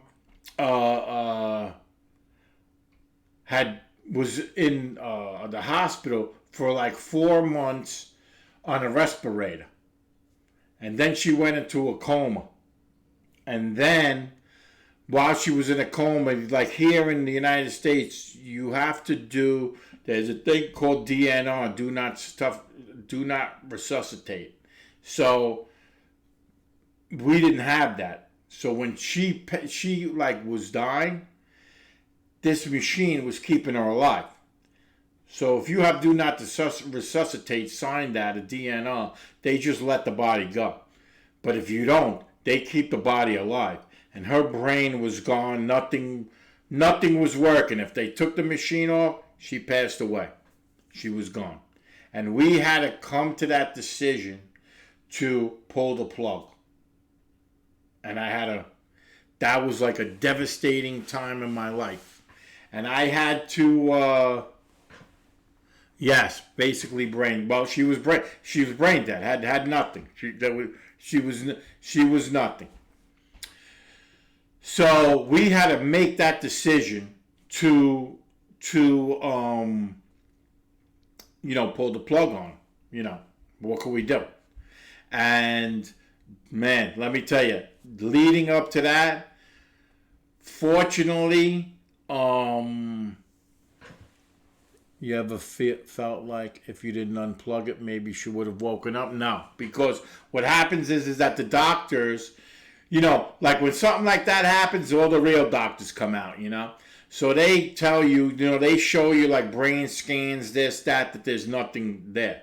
You know what I mean? They show you that it's just a body there, But they won't pull out the plug. They will leave that body there for a year. I mean, they but, how do you do that? You know what I mean? And so we decided, because what happens is most of the people that sign a DNR, when the body goes, they don't keep the body alive, because they can, if like our body is brain dead, and we don't have any, can't, because once our brain is gone, the body stops working, they can keep you alive. So, and I'll tell you the story because it's just me and you now. The other guy is gone. This is like a personal story, but we know each other. When that time came, I believe in God. You know what I mean? So when that time came, the people ask you in the hospital. They say, "Do you want to have a priest come, or a rabbi, or this or that? Do you want someone to come?" And I was like, "No, I'll do it. I'll do it." Because at the time, while my mom was still awake, I was reading the Bible to her, and she was liking some scripture and some stuff in there in the Bible. So I was doing that. So I told the lady, I'm going to do this, what I was doing with my mom, So I start doing this, and this is a story that I tell people that, because one day I'm going to do a stream on why I believe there's a God. So the lady says, "Are you ready?" So we said a couple of prayers. I had the Bible on top of her, and I was leaning over her body. And then the lady shuts a switch or whatever they do. I didn't see what she did, but there's a little machine there, and it's going like that. And the machine is like basically every time the machine gives her a breath, she takes a breath. And all of a sudden it went, and her last breath went, and all of a sudden I got moved back from her body. And it felt like something like left her body. And I have to believe that that's her spirit, that her spirit was in that body, and it left. And when I was leaning over her, it moved me back. It had a force, not like a strong force, but like a force, and it went through me. And I was like, holy mackerel, did that really happen? Was that something that happened? Meanwhile, my sister and my cousin was there, and they were crying and this and that, and I was wondering what just happened. What happened? Did her spirit just left her body? And so it was about like 2 or 3 weeks later, and I was thinking to myself, wow, did that really happen? Like, it was something that I was just wondering, did that really happen? And so I prayed. I said, God, if that was real, could you just give me a sign to tell me that was real? About 2 or 3 days later, I go to sleep. And I wake up in the middle of the night, and I look over, and my mother's there, and she's sitting next to me.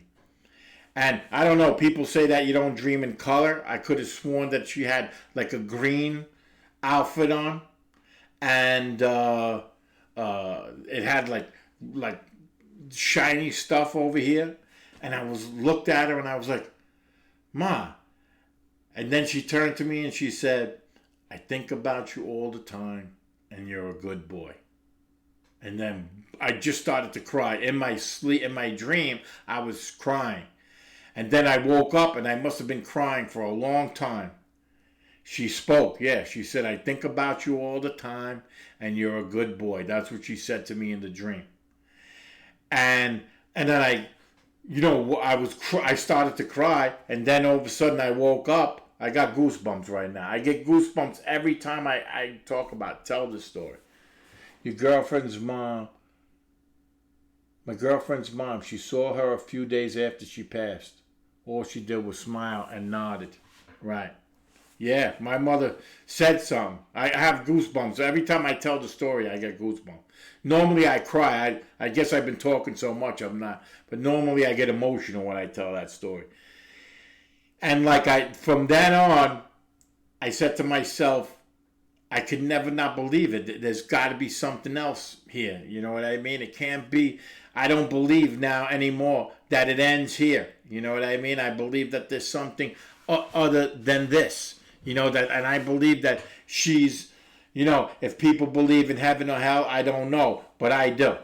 Because of that, I could never not believe that because of that instance in my life. I was always a little iffy, is there? But not anymore. Now I know there's definitely someplace else we go after this.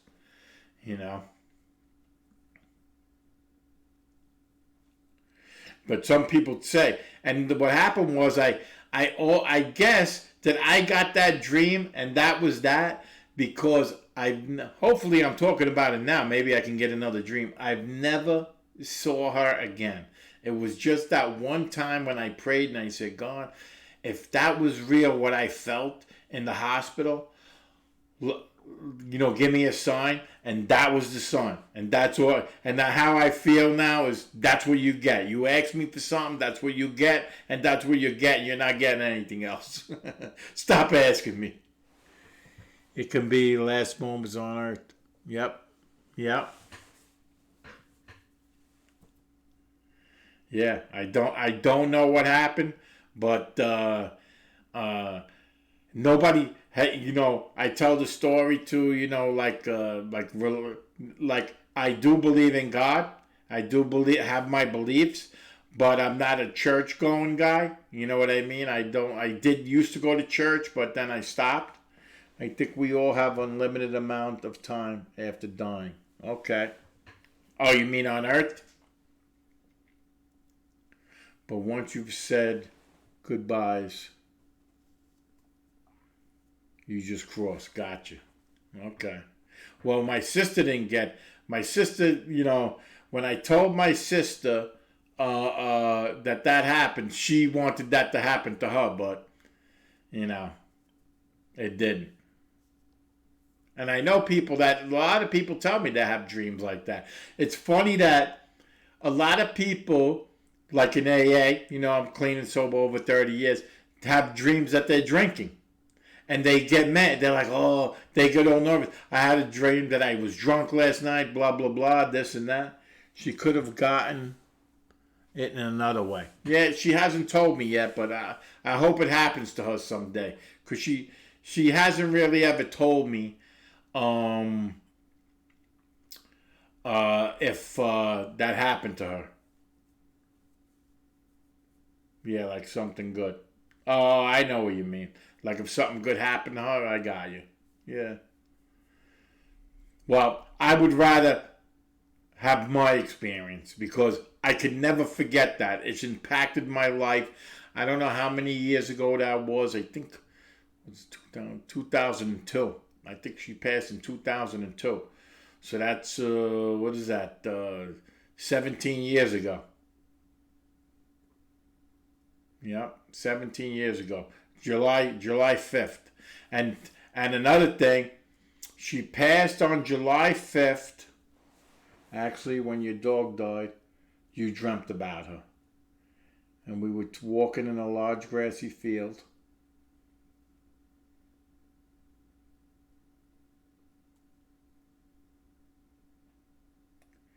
She continued walking and barked and then ran away. Yeah, it's funny, like animals too. Like you never, like my girlfriend, she comes from Trinidad, and they don't, when it comes to animals, like they don't put even animals in their house. Like the animals don't stay in the house. Same night, my dad dreamt about her. Oh, so your family dog. And she led him to a hole, turned around and jumped in.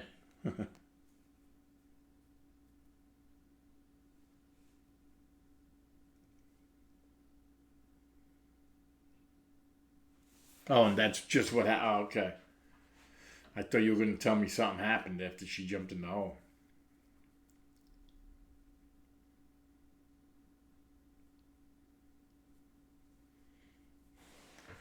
Dad followed her, but the hole wasn't there anymore.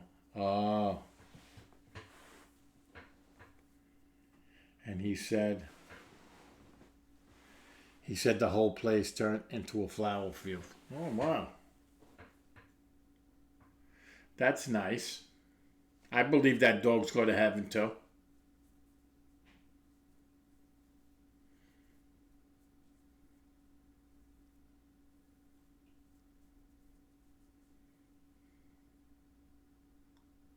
You missed that dog, sure. It's funny how I had a cat, and her name was Shadow. And man, I tell you, I had a separate. I was married and got separated, and the ex took the cat. But a time before that, I had a cat, and her name was Emily. She was a black and white cat. She was my cat in my house. And I remember she had some kind of brain aneurysm or something. And I brought it to the vet. There was nothing they can do. They said, you want to take her home and spend some little time with her. And what happened was she was just walking and banging into walls. So I had to like put some pillows to keep her in this little spot. And I just kept her for one night. I was like, it doesn't make sense to keep her like that, the poor cat. And I remember brought her in. Man, that was the hardest thing I ever had to do. Well, besides pulling the plug on my mother, that was, you know, hard. But that cat, bringing that cat there and like laying her down over there and having her put to sleep, I was like, oh my God, that's tough. So what was your dog's name?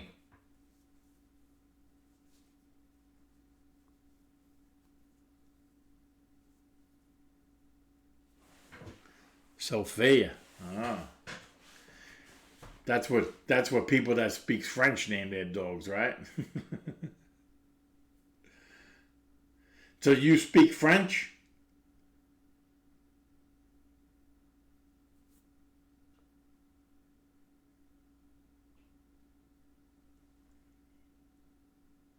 Oh, okay. It's Italian. Sophia is an Italian name too because there's a restaurant here called Sophia's, not too far from where I live, and they're all Italians there. Sophia's Pizza Shop. Hey, what do you want? A slice and a small Coke?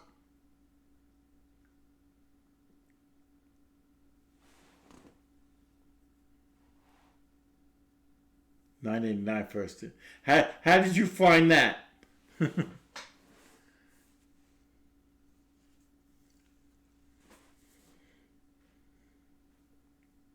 You Googled it. Yeah, that's funny because I'm just learning like all this computer stuff. Like I'm just learning all this, and I realized that I can like Google stuff and do other things besides be on Twitch. I was wondering, I was watching other streamers and seeing how they're finding stuff out and getting information and doing this and doing that. Well, I played Magic the Gathering. So, like, somebody wants to find out what a card does and they're not using the card. And then they go, I said, how are they doing that? How are they finding another card? But meanwhile, what they're doing is going on the internet and looking the card up. I didn't realize you can do that. I just figured that out about 2 weeks ago. That I can go like now and go to Google and Google stuff. It's crazy. So I know you don't stream, but because I just turned the Twitch thing on, and crazy with the internet. Let me tell you. See, at your age though, you kind of grew up with a lot of this stuff. When if you look up a game called Pong, Pong was the first video game that ever came out that we could ever play. And all it was on the screen, it was a tennis game. And 2 lines, you know that game, right? You know that game, right? And all it is the 2 lines going up and down. You had a little knob that you turn like that, and you hit the ball and the other person, and you just kept on hitting it back and forth. Otherwise, I'll stream that game, right? I know, right? Oh, imagine now, because it's the funniest thing. Like, I try to stream, like, learn other games other than Magic the Gathering. I don't know if you ever seen people play Magic the Gathering, but Magic is just kind of like a card setup, so you're kind of just clicking, moving the mouse around and just clicking and, grabbing a card and moving it around. But not the games like these people play with the mouse, and then you got to use all the keys and stuff like that. Yeah, people play you've seen people play the real card game, right? So it's kind of easy to play Magic. It just takes no skill with the fingers, But I try to play, because what I wanted to do was, you must have seen the game Marbles. I wanted to try and stream that to play a game so I can have people come and, watch people and play marbles. And even that, you got to use the keys to move around to follow the balls and stuff like that. I said, what a pain in the neck this is. They can't make this any easier. Because you got to move the mouse. So I got to get, I have a mouse on a wire. I got to get a wireless mouse to do that.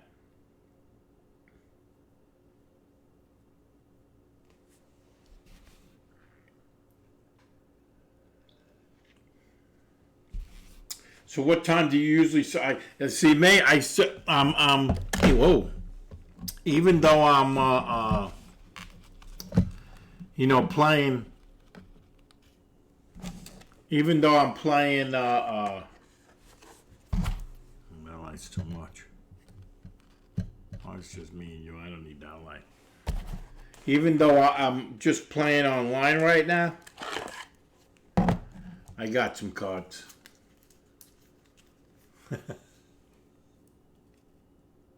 See my magic cards.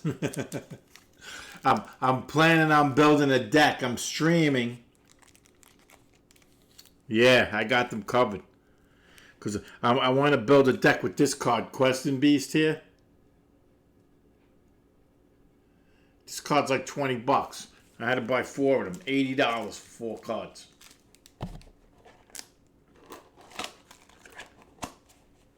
So I want to build one deck and start getting out one night and playing in the local place. Well, no, I actually started playing Magic like about 20 years ago.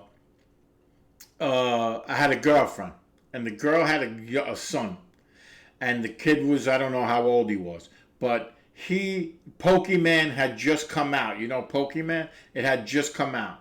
So, and if I'm saying 20 years ago, so I was in my 30s, middle 30s, 35, 36. And so the kid wanted the Pokemon cards.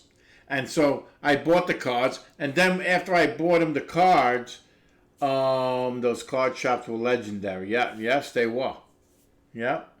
And the kid wanted, had the cards, and I said, you know, this is not just cards like baseball cards. It's a game that you learn how to play with the cards.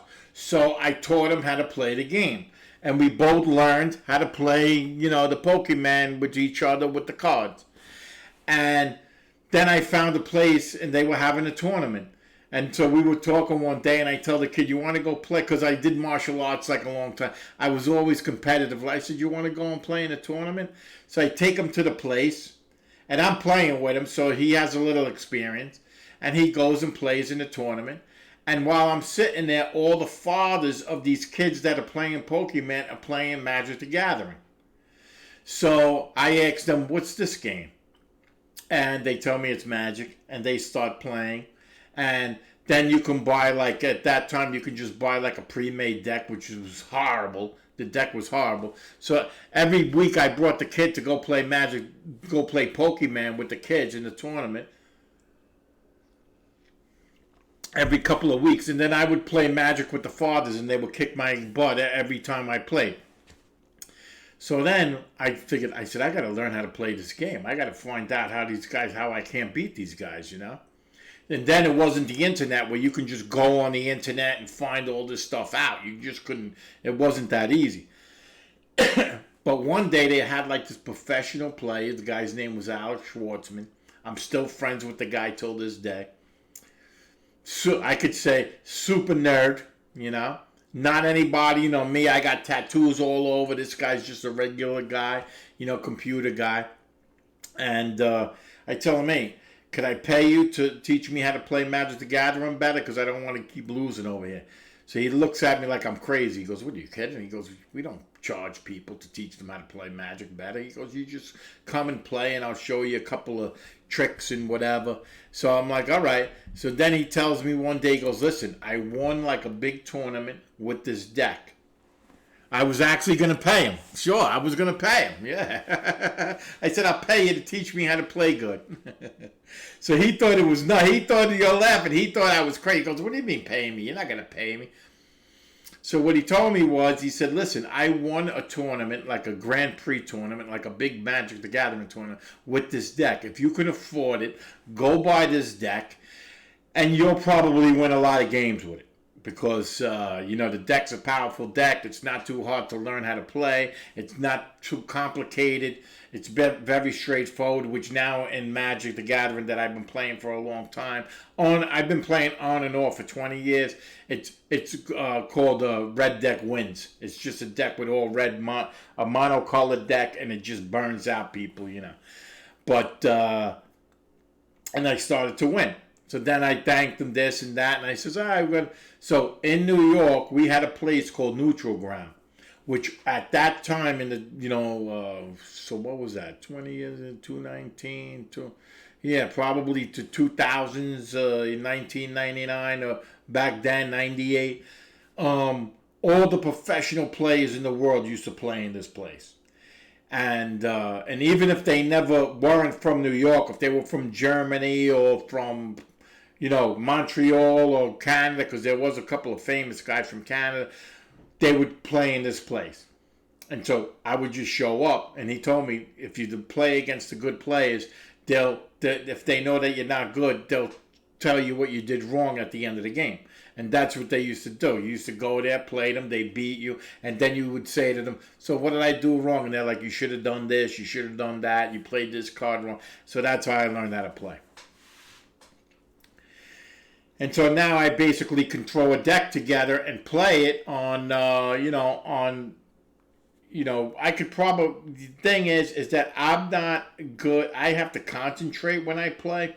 So most of the people that stream the game, concentrate on the game. And like, basically, if you're going to stream the game, you got to talk to the people and stream at the same time, you know. So I'm trying to figure out how I can do that, you know, like just play and then have it not matter if I play good or bad. So you've been coming to my streams. Do I seem entertaining? Because somebody told me if you're entertaining, you can just play and be bad at the game and people won't care. So I don't know how true that is, because normally I look at all the Magic players Normally, I look at all the Magic players, and most of them know how to play the games. The ones that don't know how to play, thank you, thank you. Okay, that's cool. I appreciate that. Most of the people that are not good are girls that are cute. So, and I heard that you shouldn't say that on Twitch, but it's true. Most of the time, it's girls that are cute that can't play, but people watch them anyway. So, I figure I got to be entertaining to play. So, but what happened was, since I just found out this Twitch and the arena and all that, it took me, probably like 5 months to get enough cards to make a good deck that was, that I can compete with other people. So now I'm just practicing on my own, to get better, and maybe in a month or so or the next season I'll start playing competitively and stream competitively with people. Because I wasn't too bad, you know what I mean.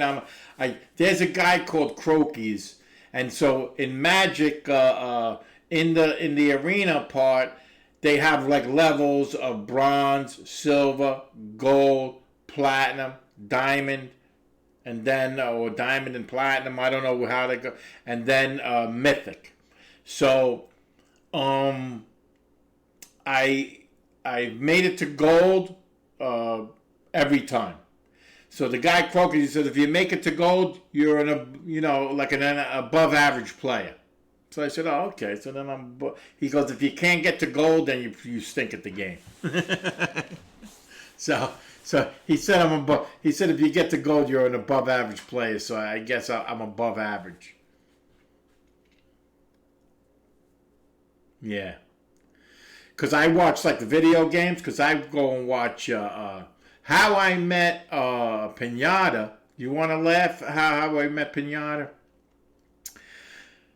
I was just starting to do this. It could have just been a couple of weeks that I was starting to do this.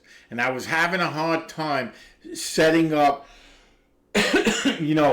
OBS and the actual game and overlays and getting everything put together. I was having a hard time. And a friend of mine is sitting, we have a local coffee shop. A friend of mine is sitting at the coffee shop, and he comes with a friend of his, a guy that he knows from Florida. And we start talking, and I don't know how I came up with that I was, just started to do this thing on Twitch and blah, blah, blah, this and that. And the guy says to me, oh, my son does that, gaming, this and that. He goes, give me your number, he'll help you. So, people say a lot of times, give me your number, I'll call you, I'll have somebody help you. You know that Pinata called me the next day. It was a Saturday. He called me the next day on a Sunday. I could never forget it. That's why I subbed to his thing, because he's a great guy. And he brings me through. He's a great guy, yeah. And he brings me through telling me how to do, how to, get seen and this and that, and gave me some tips on how to get started, because otherwise I would have been, basically stuck, because I was just stuck in a spot where I couldn't get things going and my stream was lagging. And he told me how to set up all the, the bit rate and the whole bit.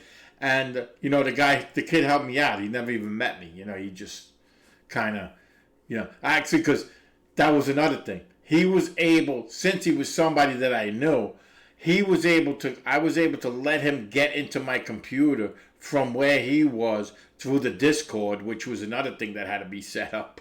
so all these things, he's like, you got this set up, you got that set up. I said, I don't know. I don't have I don't know what all this stuff is. So he was able to help me get all this stuff set up. So basically I'm set up now, and I'm ready to make the next move to, have something a little fancier. But my computer, what happened was, when I first got started, I decided I just didn't have a computer at all.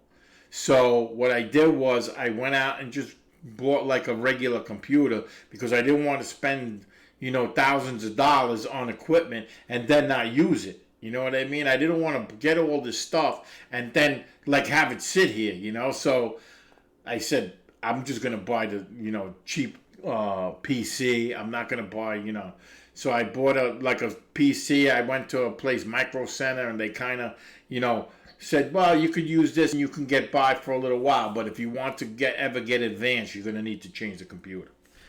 So now it's like 3 months, 2 months. I don't know how many, how much time it is, but it's like 3 months. So now I want to start making everything a little nicer. And so I'm going to invest in a better computer. So I think after Christmas is over, I'm going to invest in like a PC that actually games, because I can only play Magic the Gathering. I can't play, like I try to play a game, what's the name of that game? Ring of Elysium. And it just stops my computer dead.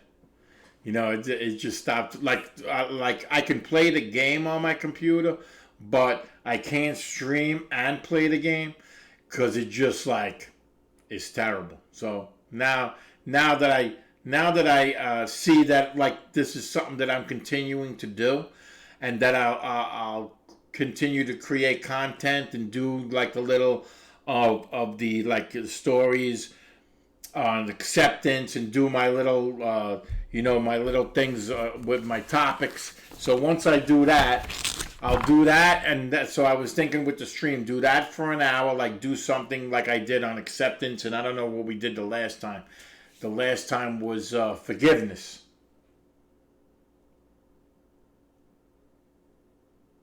Oh no, that's cool. Yeah, the last time was forgiveness. So what? No, well, I mean, you know what happens? I want the stream to just go the way it goes.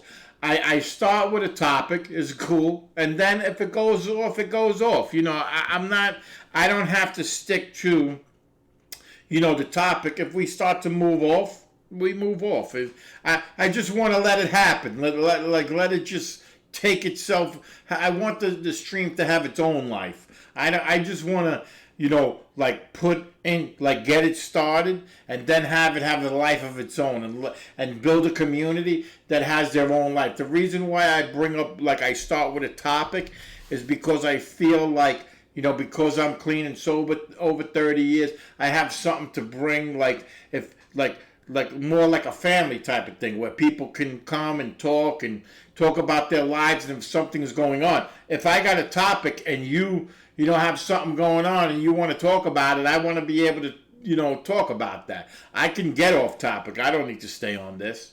You know what I mean? Because sometimes when you go where you're not supposed to go, it's better than where you originally wanted to go. If that makes any sense. I don't know if it makes sense, but it made sense in my mind. Right? So that's what I do. I'll see what is going on, and I have a bunch of topics. Most of them are on recovery topics. So what I will do is, but the thing is too is with acceptance, people in recovery, when people are in recovery, from drugs and alcohol and stuff like that, they need to learn these things like acceptance and other things, because if they don't, they can go out drinking again or doing drugs again. So it's a little different than, but everybody can use to learn about acceptance. You know what I mean? It makes sense to you. Good. Everybody can learn about acceptance. Everybody can learn something about forgiveness. You know what I mean? Every person, will have that in their life where they need to, use something that they might hear that you're not normally going to hear. Because I looked around on Twitch and I don't see it. So that's why I figured it would be something that I would do, because it's something, when I look at the creators and the people, they tell you got to do something that I have to do something that is about me. You know what I mean? So that's what you're seeing right now is me. That's what you're seeing. That's what I'm doing. I'm doing, my last name is Lopez, but that's what you're seeing. You're seeing Ray, the guy. You know what I mean? You're not seeing anything else. So I'm just being myself here. There's no act. So that's what they tell you to do. So, and I was saying earlier on in the stream that, about acceptance, like, and I have to be honest, I appreciate you that you come on because you keep me on. You know what I mean? You keep me on, and I'm gonna, what's the word I want to use? It's not uplifting. It's what the heck do I want to use? I don't know what word I gotta use. It'll come to me, but you make me want to do it. You know what I mean? And all you need is one person to make you want to do it, or two. I have a couple that comes on. That they must be sleeping now, but I think they're in California. They come on, and another guy from Russia comes on. I think you met him, Alex. Alex was on when you were on, right? And it keeps me going. It keeps me, talking, and hopefully something, other people come in. And if they don't, they don't. Yeah, he had to go to school, right? Yeah, so Alex, he's in Russia. So he comes in probably, what time is it now? It's 12 o'clock. There's a lot of time. I started streaming at 9. A lot of times, if at 2 o'clock in the morning, I think it's over there, it's like 4 o'clock in the afternoon, and that's when he's getting back from somewhere. So he must have been home, because we were on a little earlier. He must have been home and getting ready to go to school or something like that.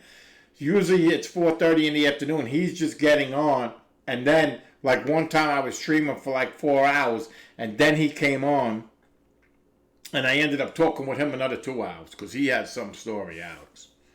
He's got some story.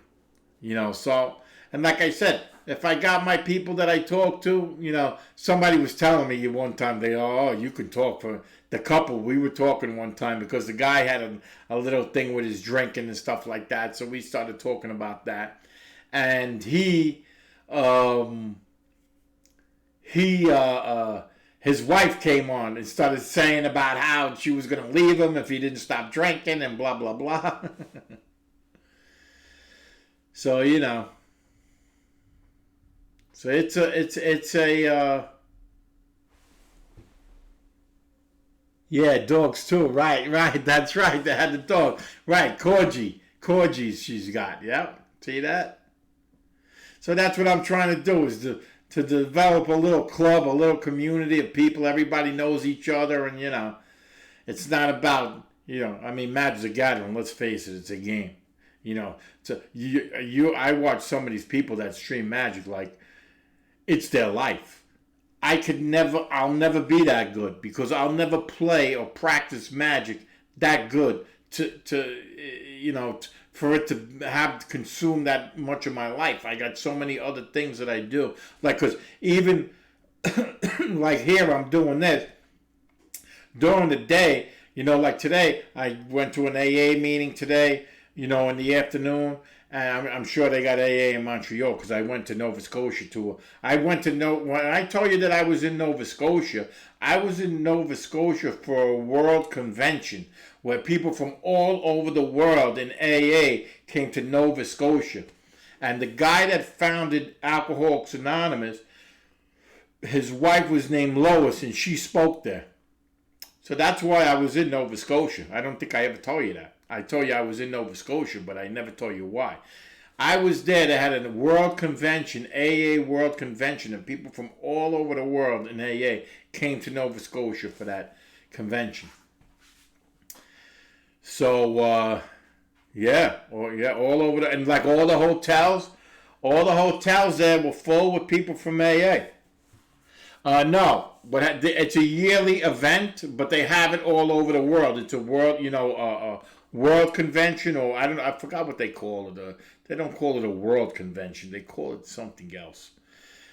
But it's a convention that from people all over the world go to, and once a year they have it in a different country.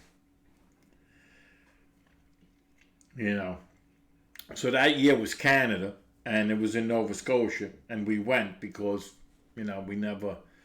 The one in the United States is where did that one happen?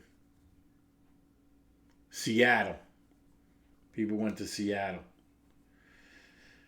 But, we made a trip out of it. It was a great time. We went there. It was like a 4-day, like from Thursday to Sunday. We got there on Monday, Tuesday, Wednesday. We hung out, and then we went to the convention because basically it's just meetings, all day long. So I'm sure people, they wouldn't have it there because the people from Canada, from Nova Scotia, had to host that thing. There had to be people there that set that up, that got speakers, that got, that set up the stadium. There was a stadium there. You know what I mean? That was full. So they had to have people, do that from Canada. So AA must be big in Canada, because if it's not big, you need a lot of people to in order to set something like that up. You need a lot of volunteers. Because nobody gets paid for that really. People just volunteer. You got AA meetings at your workplace. Oh, do you work in a hospital? Oh, hotels, yeah. You see, okay, so that's what I mean. What happens is the hotels have them, so this way, when people come and visit, they can, they need a meeting, they can say, oh, we got one here. Yeah. Because that's what it was over there when we went there to the hotels. All the hotels, had, there was like 3 or 4 hotels that were full there. That they told you go to these hotels and they were close to the stadium and then you were able to walk around. We didn't really. I think we rented a car. I'm not 100% sure. It was a long time ago. I forgot. Because actually, it had to be, I must have had like 3 years sober, so it had to be like 20-something, 28, 29 years ago. It was a long time ago. Yeah, but that was. And I remember even one of my friends missed a plane, and the people were so nice. They were like, they let us leave the airport. We went and stayed in a restaurant, ate, and hung out. We didn't have to sit in the airport, and then we were able to come back in and catch another flight. Oh yeah, well, nowadays I know. Sure. Air marshals will be waiting, I know. Yeah, it's a different world we live in now, that's for sure. Even in New York, it's a different world. Going through the airports now. Your uncle's once pushed an exit door, thinking he can go smoke outside. You want to laugh? My girl. In New York, we're always a little bit, on the careful side. So my girl always carries a knife in her bag, and she always keeps it where she can get to it if she got to get to it, or in case she sees something. Oh, he got in a lot of trouble. Oh, he got in so much trouble. Ah, he got in so much trouble. Oh yeah. You got to even be careful what you say in an airport now. You got to watch your mouth, because you say the wrong thing, they'll arrest you. Yep. You got to be careful. So my girl almost got denied boarding. Oh, so he tried to smoke before you got on a plane? Sure. Yeah, they don't fool around, especially like if not a lot of things are happening and they got nothing better to do. They want to make an example out of somebody. Yep. No doubt. So my girl, we're on the plane. We're going to see her. We're going to Trinidad. My girl is from Trinidad. So we're getting on the plane, and she always carries a knife. So we go through all the things that you go through, all these buzzes, this, that, and she gets on the plane, and she's going through her bag. It's a bag that she's got her neck pillow and all this stuff, And she goes, oh my God. And I go, what? And she pulls out the knife and opens it up. She goes, I walked through all that stuff and I got the knife. I'm like, will you close that knife and put it away? She's like, I don't know how I walked through everything and nobody saw it. I said, well, put it away now before somebody sees that you got a knife and they arrest us on the plane, I said. She's like, oh my God. She goes, oh my God. She goes, I got my knife. I don't know how I walked through everything with the knife. And then she opens it. I'm like, will you shut that freaking knife and put it back in your bag? Ay, ay, ay. Not thinking. No thinking at all. No thinking at all.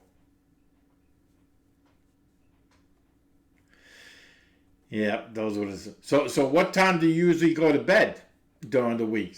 You're young. You could stay up all night. Yeah, it was crazy. It was crazy. And then, you know what it is? She doesn't even think to keep the knife in her bag and say, oh, look in the bag. She takes it out and holds it up like this. And then opens it up. Like, oh, my God. We're getting arrested here. I would have been like, take her. She got the knife. It's hers. So fun. But the knife went all the way through the scanners. That bag was the bag. She was carrying that bag. It's the bag that she had her head pillow in, her headphones in for her phone, for the music, little candies for the trip, everything that we brought on the plane. So that bag went through all the stuff, the scanners, the checking, the this, and nobody saw it. And she brought it right on the plane. And then you're not going to say nothing because, say, oh, you know what? I messed up. I brought this knife on the plane. They'll be like, yeah, all right. So it just goes to show you that they're not all that smart, those people, when you're going through those things.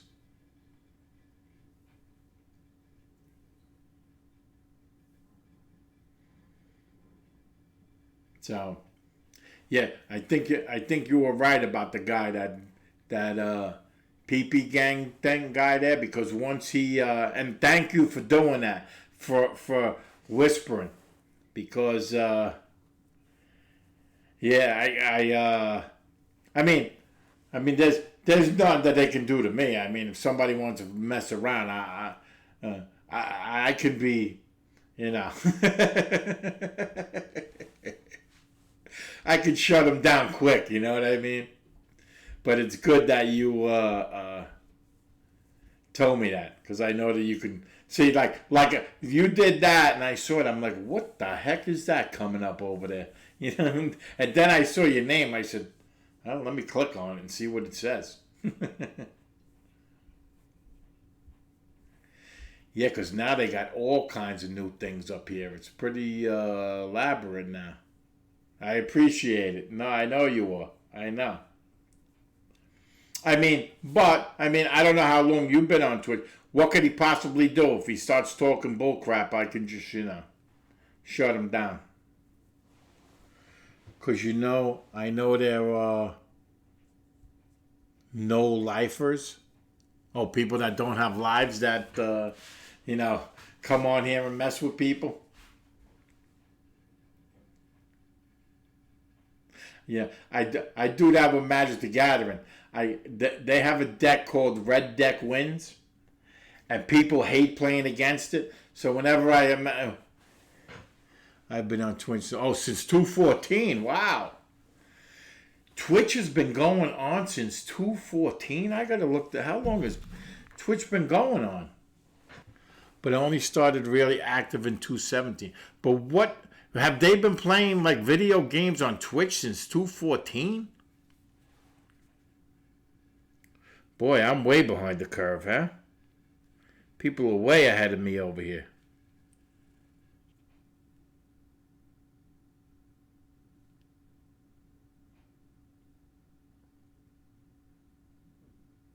Oh, wow. On my phone, it says Plumber is just streaming, just chatting on my phone. That's funny that it came on my phone. And actually, we were talking, and my girl told me she got home, but she don't like talking anymore. She could have called me. My phone is on. She don't like talking. She likes going right to bed. She had a class tonight. So let me see. Let me go on here and see, because I know that. When did Twitch start? Twitch was launched on June 6, wow. 2011. June 6th, 2011. Well, it's not actually 10 years, right? Because 221. So that's 8 years ago. Wow. She finished. She had a class after work. Like here now, the whole new. I mean, they probably have it in Canada too. All the construction is like big safety and sexual harassment and all this kind of bull crap. You know what I mean? So now you got to take classes. You have to have all these certificates and all these things in order to go to work. So she had a class. She probably got home late, and so basically, if she wanted to talk, she just would have called me. And then me, you, and her would have talked on the phone. I would have told her, Mick, I'm talking to Mickey. You want to talk? Because she one time, like one of the streamers that I follow that plays Magic the Gathering, and he's a really great guy because he plays his he's a professional streamer. That's all he does is stream. I know, right? I said, honey, wait, I'll talk to you later. So this guy that streams, he plays Magic. All he does, that's what he does for a living. So this guy streams like 8 hours regular on a day, and then 2 days a week he streams for 12 hours. And what he does is he takes each deck and he takes each deck and he breaks it down, plays the deck, and then he cuts off. He plays 4 games. And whether he goes 1-3 or 2-2 or 4-0, whatever, he cuts it off and puts it on YouTube. So he just continues to play 8 hours, 5 decks a day, whatever he does, and he explains his gameplay. And while he's doing that, he's actually engaging in the chat. So he's very good. But that's what he does for a living. He just streams. That's what he does. So I do contribute to his stream. And so I've been talking to him, and I guess Plumber is easy to remember. It's not like this crazy name where, I can't, where you can't remember it. So one day he's on, and I'm just like, hey, Todd, what's up? How's the stream going? And my girl was here. And he's like, hey, Plumber, what's going on? How's everything going? And she's like, he's talking to you? And I go, yeah, he's talking to me. And she goes, what do you mean? How does he know you? I said, I just typed in, hey, Todd, how you doing? And he saw it, and he's, oh, my God. I said, I said, you got to come here one night when I'm talking to people, and you'll see how this works. Because my girl is a character. And I know that if I put her on stream, people would come. Because not only is she pretty, but she's a character. Like you would think that she was making up who she is. See, like me, I'm a regular guy. Her, you would say, somebody can't be like that. She's nuts. I got to show her the ways. I know. Yeah, the thing is, she's like, what, people see me? People are going to see me? I'm like, yeah, people are going to see, I don't want that. I said, come on, do it. Do it with me one day. Because what I want to do with her is her mother's still alive. Her mom's 80. Her mother's still alive. And her mother has, I call her Mother Shirley. But I want to call it Mother Shirley's Proverbs. Because her mother always has these sayings, and I can't remember them off the top of my head, but every time something happens, my girl says, oh, my mother, says this, So I forgot what she said. I'm trying to remember something, but I can't. But one time she says it's like one hand trying to clap. Meaning that you need two hands to clap. One hand can't clap. And she said it towards something happened. She's like, well, they're doing that. It's like trying to clap with one hand. Like somebody was never going to get something done and what they were doing was trying to clap with one hand. So I said, we got to write these things down. We got to get like 50 of them. Because every time something happens in life, oh, my mother says this, my mother says that, my mother says this. I said, we got to write these down in a book. I said, and then every Sunday maybe stream Mother Shirley's Proverbs, and then say what the proverb is, what she says, and then explain it, what it means, and how to use it in life. And she's like, all right, I'm going to do it. But my girl works like 6 days a week. Sunday's her only day off, and she's not going to come over here and do this. But it would take off. So what I'm going to try and do is what I'm actually trying to do now. New Yorkers are hard workers. Yeah, well. We don't have a choice. The rents and the bills and everything is so high here that we don't have a choice but to work. I forgot what I saw the other day. I was watching something. Oh, somebody was I was watching the news. And there was these people that live, I forgot where they live. Where were they from? Oh, Seattle. Actually, Seattle. They were from Seattle, Washington. And they were complaining about how high the rents were. So they had like a postal worker, somebody that delivers the mail. And the lady had the job. She delivered the mail. But she was living in a trailer, like a motorhome, but it was a crappy motorhome. It had no wheels. She had to park somewhere, blah, blah, blah. They had these other people. They were living in the same area in tents and all this shit. And they were like saying that they do this because they don't want to spend all their money on bills. She's like, the rent is so high, I don't want to spend my money on rent.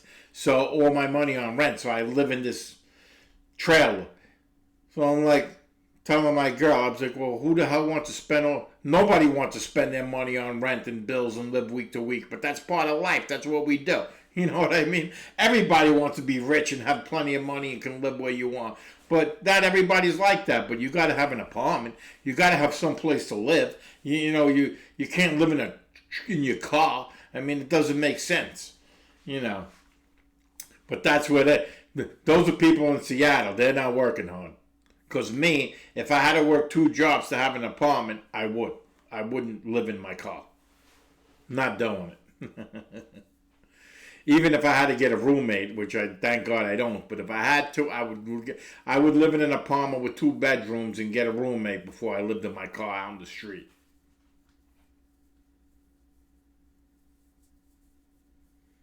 Are the rents expensive in Montreal? Same, right? Yeah, it's all every place is relevant. It's all the same.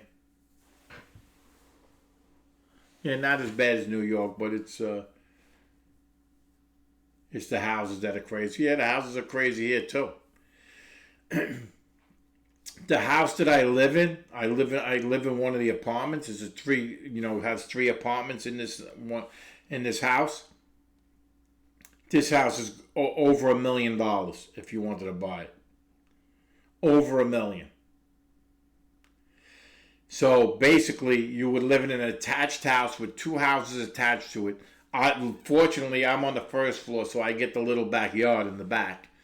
But the people on the second floor have a front porch. But that's all you get. $1 million. So if you wanted to buy this and live in this house with your family, it would cost you $1 million to buy this house. And basically, you got an apartment that you own. You know what I mean? And you're collecting rent from someone. That you have to deal with some it's funny because one of the guys, one time somebody moved in here and they were playing the drums. And I told the lady that owned the house, because she has this house as an investment. So she rents to 3 different people. I said, this guy's playing the drums. Did you ask this guy if, Like, I mean, what do you do when people move in? Do you say, do you play the drums? I guess you don't ask people, you know. But this guy starts playing the drums. I'm like, I call her up. I'm like, this guy has a drum set. Can't do it. So when I, approach the guy, I'm like, buddy, the drums ain't gonna work. It's just not gonna work. Otherwise, we got to go to war here. I'll have to go buy myself a $5,000 stereo system and play it 24 hours a day, 7 days a week. They have 2 kids. I don't have no kids. I'll blow your house out, But at first I tell him, I said, coming downstairs, have your wife bang on the drums and see what it sounds like. My whole apartment rumbles. The whole place. He's like, bang, bang, bang. I'm like, what's this guy now? I mean, who moves into a house and brings a drum set?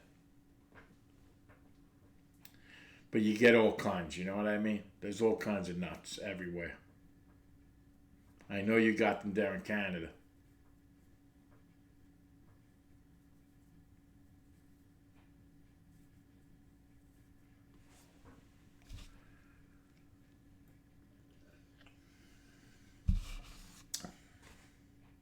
No doubt. All right, well, actually, I've been streaming now for 3 hours and 10 minutes. Okay, see, you're ahead of me. You're ahead of me. Think it might be time to head out. Yep, I'm gonna head out. Hey, we had the same idea. Great. Let me tell you, Mick, I appreciate you. Okay, so I didn't forget the word. The word is encouraging. Thanks for you encourage me. I'm gonna try and come on tomorrow. So, but I want to thank you for the encouragement because you encouraged me to come on. I probably not that I care about becoming the partner or the other thing, the affiliate or that or whatever, but it's always good to, if I'm doing this, I want to talk with people. So I appreciate it. I appreciate you, and you know that if you ever come to New York, you're going to meet up with me. We're going to hang out. All right, buddy. Have a good one. Pleasant dreams.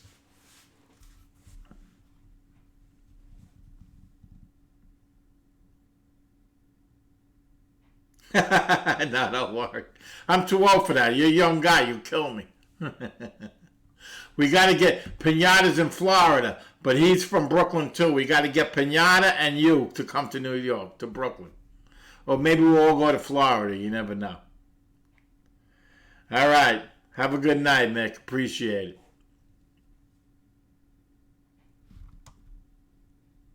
it. Well, I'm not that wild anymore. You two young guys would have a wild night, not me. You make a new studio. Studio 54 is a what you...